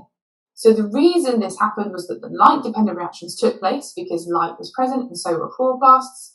The DC pip was reduced by the electrons from the electron transport chain, and therefore after 10 minutes the DC pip, all of it had decolorized because all of it had been reduced. In tube B, so we can see here it's obviously very, very blue, same color pretty much as the DC pip started out. So here there was no light because we covered it in tinfoil. So there's no light energy to absorb, to excite electrons. And so they do not leave the chlorophyll molecule to move down and along the electron transport chain. So therefore they aren't available at the end of the electron transport chain to be accepted by the DC pip. So the DC pip has not been reduced. And what we've ended up with is the most, like literally all of the DC pip is stayed. This is when you could have used, instead of comparing this to tube D, you could have also used tube E that we talked about, so the other control tube, where you put the DC pip in and water with no chloroplast. So that would definitely obviously not have changed colour. And then you can use that in the colorimeter and then also to as a comparison to compare to tube B what a complete no change in DC pip would look like. I didn't do that, but you could obviously do that. It's very easy. You could just dilute the DC pips and DC pip with the same amount of water as you would use for the water and the chloroplast solution, and then you can use that as a comparison. And then finally we've got tube C, so you can see hopefully much better here in this image than you could on the video about the different colour between, say, tube C and tube B. So we said earlier on that the ammonium hydroxide weed killer disrupts the electron transport chain, which it does. So although it does disrupt it, it's not instantaneous. And so obviously the chloroplasts are photosynthesizing as soon as I put the DC pip in. So some of the DC pip will have been decolorized and reduced by some electrons that would have initially got through the electron transport chain before the ammonium hydroxide completely disrupted it. But because there is a disruption to the electron transport chain, the electrons stop moving through it, so fewer electrons are then free to decolorize and reduce the DC pip at the end. Let's have a quick overview of what we're going to go through when we talk about respiration. There are 4 main stages. So in this video, we're going to look at glycolysis. It happens in the cytoplasm. It doesn't happen in the mitochondria. I'll explain all in a second. It splits glucose and it creates a small amount of ATP. Now remember, the whole point of respiration is to produce as much ATP as possible. So at each stage there is normally some ATP made, but overall that's going to add up to a large amount and much larger than photosynthesis. So that's stage 1. Stage 2 is called the link reaction. It literally links glycolysis with the next stage, the Krebs cycle, and it's how we get the products of glycolysis into the mitochondria. It does not produce any ATP, but it happens in the mitochondria. The Krebs cycle is another cycle. It's going to be similar to the Calvin cycle that we've already learned. It sort of does this similar job. We're producing a lot of coenzymes, so NADH and FADH, so lots of reduced coenzymes, which are going to carry electrons and hydrogen ions all the way to the ETC. Very, very similar to what we had previously in photosynthesis. So we're producing coenzymes that are reduced because they have the added H plus and electrons, which are going to go to the ETC and electron transport chain in order to produce ATP. And then lastly, we have oxidative phosphorylation. Now we've spoken about what phosphorylation means. It means adding a phosphate. So we're making ATP by adding lots of phosphates to ADP, using ATP synthase in exactly the same way as we talked about in photosynthesis, but we're not talking about photophosphorylation here because there's no light. So we're talking about oxidative because we're going to be using oxygen, which is what the main reactant of respiration is. So it happens in the membranes of the mitochondria, similar to how the electron transport chain happened in the membranes of the chloroplast, and so it's going to be a very similar story, and that will be where we make the most, like the majority of our ATP from respiration. First part of respiration, which is glycolysis. Glycolysis takes place in the cytoplasm of cells. It is a shared or the only shared stage between aerobic and anaerobic respiration. The point of glycolysis is to split glucose, literally. Glycolysis means splitting of glycogen or glucose into pyruvate, and it produces some ATP.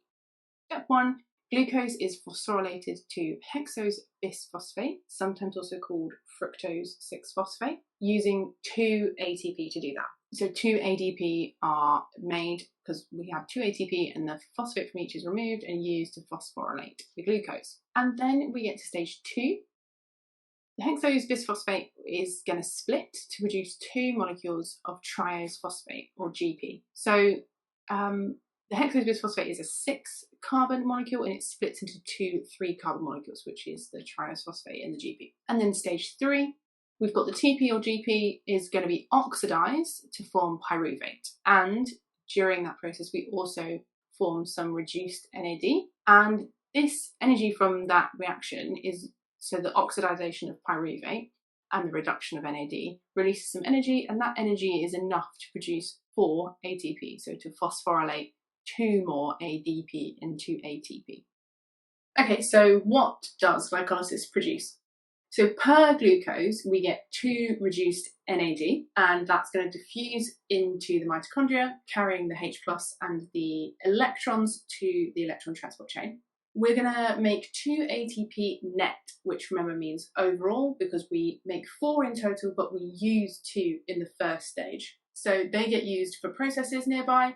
For example, they can get used to help actively transport pyruvate into the mitochondria. So the pyruvate, we get 2 of those, and they get actively transported into the mitochondria for the link reaction, but only if there's enough oxygen. If there isn't enough oxygen, the pyruvate goes through anaerobic respiration, which is either lactate fermentation or alcohol fermentation.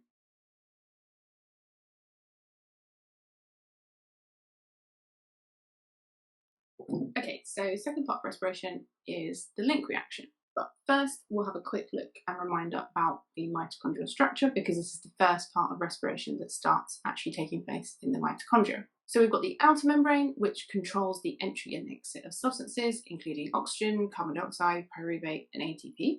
Then we've got the inner membrane, which is folded into cristae. That's what we call the folds. One crista, many cristae. And that makes a large surface area for the ATP synthase and for the proteins for the electron transport chain to allow oxidative phosphorylation to happen, which is what produces ATP, which is the last stage of respiration. Then we have the matrix, which is the fluid inside, similar to the stroma in a chloroplast or the cytoplasm in a cell. It contains enzymes, specifically the decarboxylases and the dehydrogenases, that are going to remove carbon dioxide and remove hydrogen. And this is where we need those to carry out the link reaction and the Krebs cycle. It also contains DNA and ribosomes so that it can make its own proteins, similar to the chloroplast. The whole point of the link reaction is to try and connect glycolysis to the Krebs cycle. So there's no ATP made here, it's just basically a transition stage. It takes place in the matrix, so we've moved from outside into the mitochondria now, and it happens twice per glucose molecule. So the first step is that pyruvate is decarboxylated and oxidized to form acetate.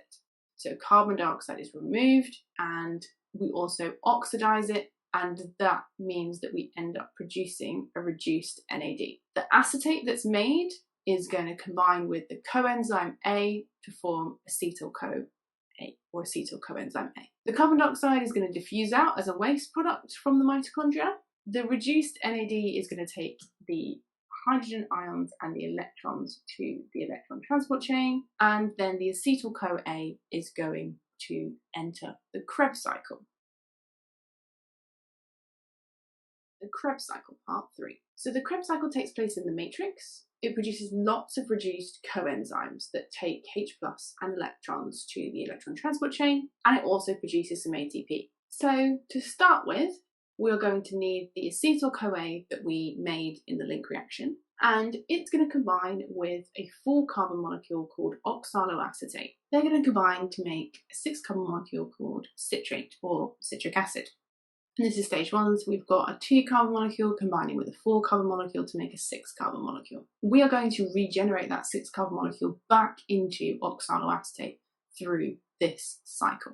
The first thing that happens to the citrate is that it needs to be oxidatively decarboxylated, which just means oxidizing and decarboxylating at the same time. So we're going to remove hydrogen ions and electrons, which is oxidizing, and that's done by the dehydrogenase enzymes. They are going to be accepted by NAD, so we're going to make some reduced NAD, and then we're going to decarboxylate, which means to remove carbon dioxide. So we're going to take 2 carbon dioxide molecules away from the citrate. So we go from a 6 carbon molecule down to a 4 carbon molecule. This happens in 2 stages. So we initially go from 6 carbon to 5 carbon to 4.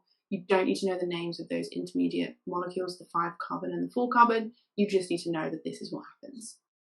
The final stage is going to be the regeneration of oxaloacetate. So we oxidize again, so we remove some more H+ ions and electrons, and these are used to reduce NAD and FAD. So remember, they are both coenzymes or hydrogen carriers, and they're going to take those to the electron transport chain. Also, at this point, we have another example of substrate level phosphorylation, which produces a molecule of ATP. Okay, so like the link reaction, where we have 2 molecules of pyruvate, which means it happens twice, this is the same thing. So because we have 2 molecules of pyruvate, we get 2 molecules of acetyl-CoA, and so therefore the Krebs cycle is going to have to turn twice per glucose molecule. So let's see what we get from that. We get per glucose 4 carbon dioxides, which, as we've said, are a waste product, so they're going to diffuse out, 2 reduced FADs, which go to the electron transport chain, 6 reduced NADs, which go to the electron transport chain, and 2 lots of ATP, which can provide energy for whatever's happening nearby. So we are producing a little bit of ATP, but realistically, we've managed to produce 8 reduced coenzymes, which are going to take those hydrogen ions and electrons to the electron transport chain. So that means that we can make more ATP using that oxidative phosphorylation. So the main things to remember here is the stages that happen in the cycle, what gets produced at the end. Remember that the acetyl-CoA is just kind of bringing the coenzyme A is bringing the acetyl group to the start of the cycle. The cycle regenerates it back round to make oxaloacetate, which you need to start the cycle, so it's a self-sustaining process. And as long as we have the acetyl-CoA arriving, then, and we don't really need much else, we need some ADP to do the phosphorylating, and we need the coenzymes there to help with those enzymes to do those reducing and decarboxylating. Okay, and we're on to the 4th and final stage of respiration now, which is the oxidative phosphorylation. So it takes place in the inner membrane of the mitochondria, the cristae. It uses chemiosmosis to produce large amounts of ATP. It requires the electrons and the H+ ions from the reduced coenzymes NAD and FAD that we've produced in all the stages up until now. And it also requires oxygen to be the final electron acceptor and allow electrons to keep flowing down the electron transport chain. So the first stage is where the hydrogen ions and the electrons are released from the reduced NAD and FAD when they are oxidized as they reach the first proteins in the electron transport chain. You'll notice the FAD goes to the second protein in the electron transport chain and not the first one. It can only bind there, and so it only starts at a slightly lower energy level than if it was to go to the first protein where NAD can bind, and that means that FAD just produces a slightly less amount of ATP because the electrons moving down the electron transport chain won't start as a higher energy level, so they won't produce as much energy, so they won't move as much hydrogen ions. So that is what we were just saying. So part 2 is that the electrons move down the electron transport chain proteins in a series of redox reactions, losing energy. This is exactly the same as what we've already spoken about with photosynthesis. The energy released from the electrons moving down the electron transport chain is used to pump or actively transport the hydrogen ions from the matrix to the intermembranal space. So that's the space between the membranes. So between the inner membrane and the outer membrane, there is a gap, and that's where we're sending these hydrogen ions. And we've created a chemical gradient, hence chemiosmosis. So there's a greater concentration of hydrogen ions in the intermembranal space than in the matrix of the mitochondria. And so the hydrogen ions diffuse back down their concentration gradient across the membrane through ATP synthase, which is a modified protein channel, and therefore as they go, the movement of those H+ ions causes the ATP synthase to turn and make ATP from ADP and inorganic phosphate. At the end of the electron transport chain, electrons leave the final protein and combine with oxygen and some other H+ ions that are being pumped back across in order to make water. So oxygen here is the final electron acceptor, and it accepts those electrons, and without those electrons having somewhere to go at the end of the electron transport chain, we wouldn't maintain that constant flow of electrons through it, and so we wouldn't get respiration happening. This is where we need the oxygen, that is one of our reactants for respiration, and it's also how we produce the water that is one of our products of respiration. Think about our general equation. So in total, we have to be able to think about and add up the total amount of ATP produced by respiration. So each reduced NAD can produce 2.5 ATP, and each reduced FAD can produce 1.5 ATP. And we said that this was because of the lower energy level that FAD starts at in the electron transport chain. So if we add this up about how much reduced NAD and reduced FAD that we produce throughout the whole of the stages of respiration, we make 2 reduced NAD in glycolysis, so 2 times 2.5 gives us 5. We make 2 in the link reaction, that gives us another 5. We make 6 in the Krebs cycle, that gives us 15. We make another 2 reduced FAD in the Krebs cycle, which gives us another 3. Aerobic respiration. Alcoholic fermentation is what it's called in plants, yeast, and in some bacteria, not all. They use the reduced NAD to convert pyruvate into ethanol. And this process also produces carbon dioxide.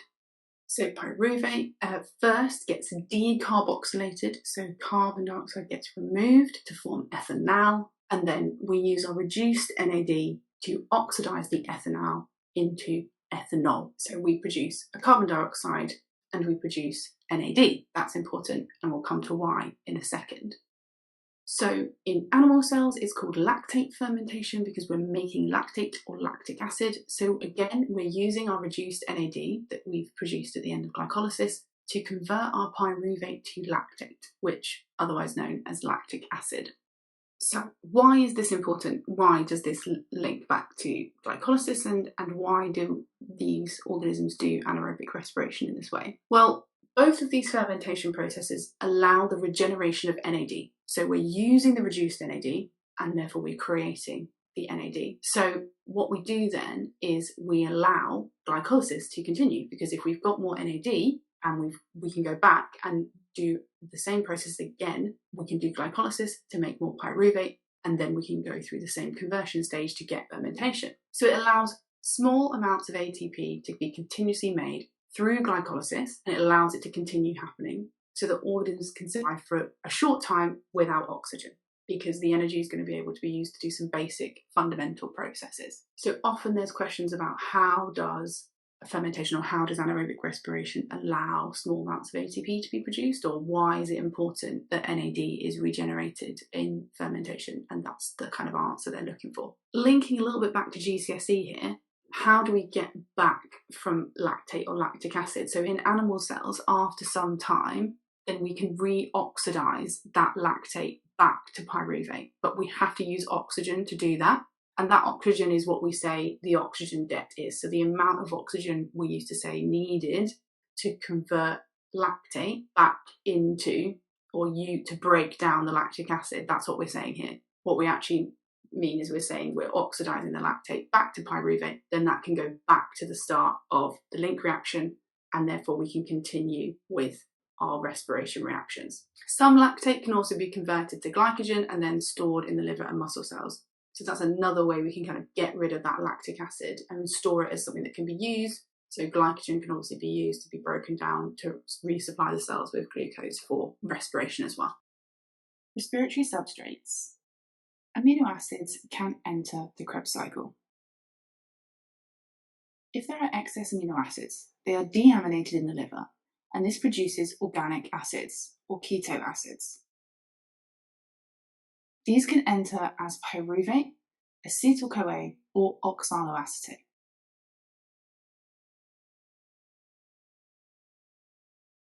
Other than excess amino acids, proteins are not generally used in respiration unless there is no other substrate left, and then muscles are used as a source of amino acids in this case, but usually only during starvation.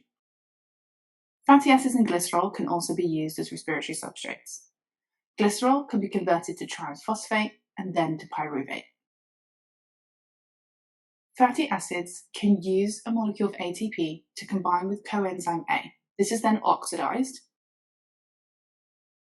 and this produces 2-acetyl-CoA and some reduced NAD and FAD. The acetyl groups are released from the coenzyme A, and they combine with the oxaloacetate, and so they enter the Krebs cycle here.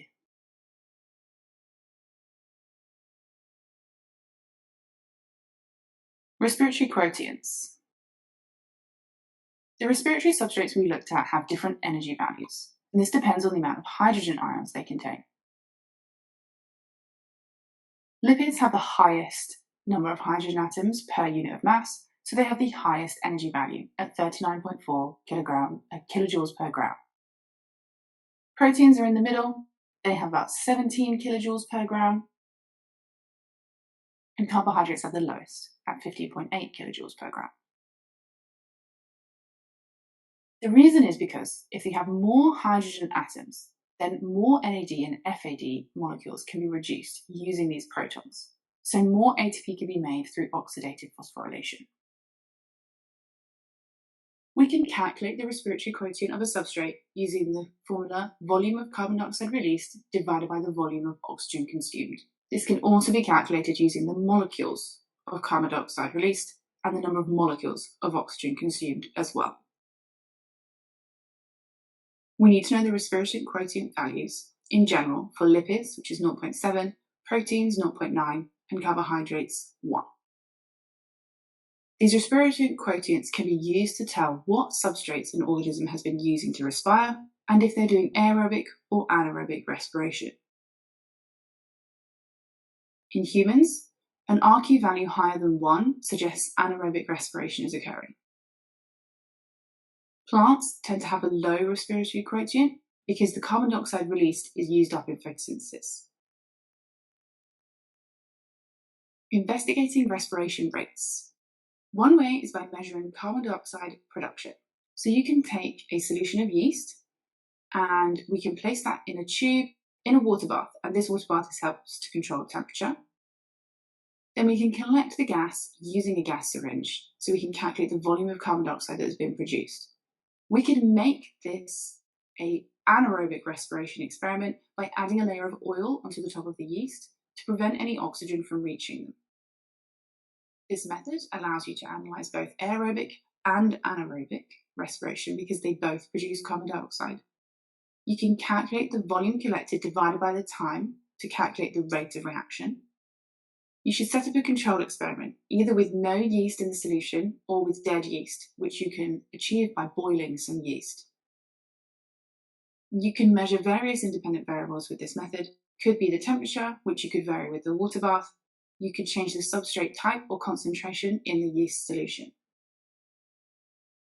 Another way measures oxygen consumption. This uses a respirometer and a manometer. This method can use small organisms such as insects or seeds. You can see the apparatus set up here at the start and at the end of the experiment.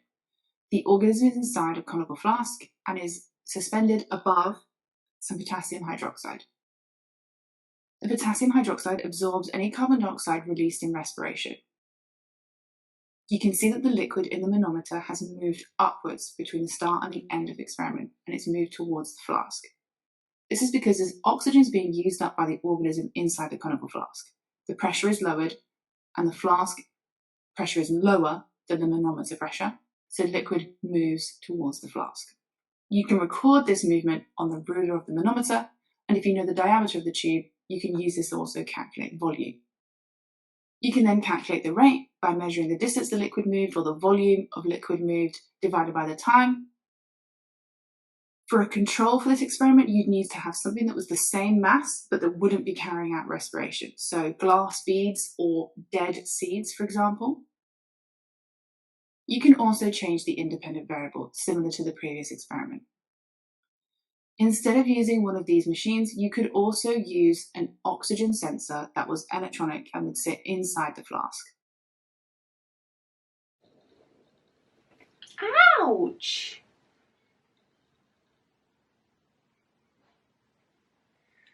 This is why in some videos I'll explain scratches.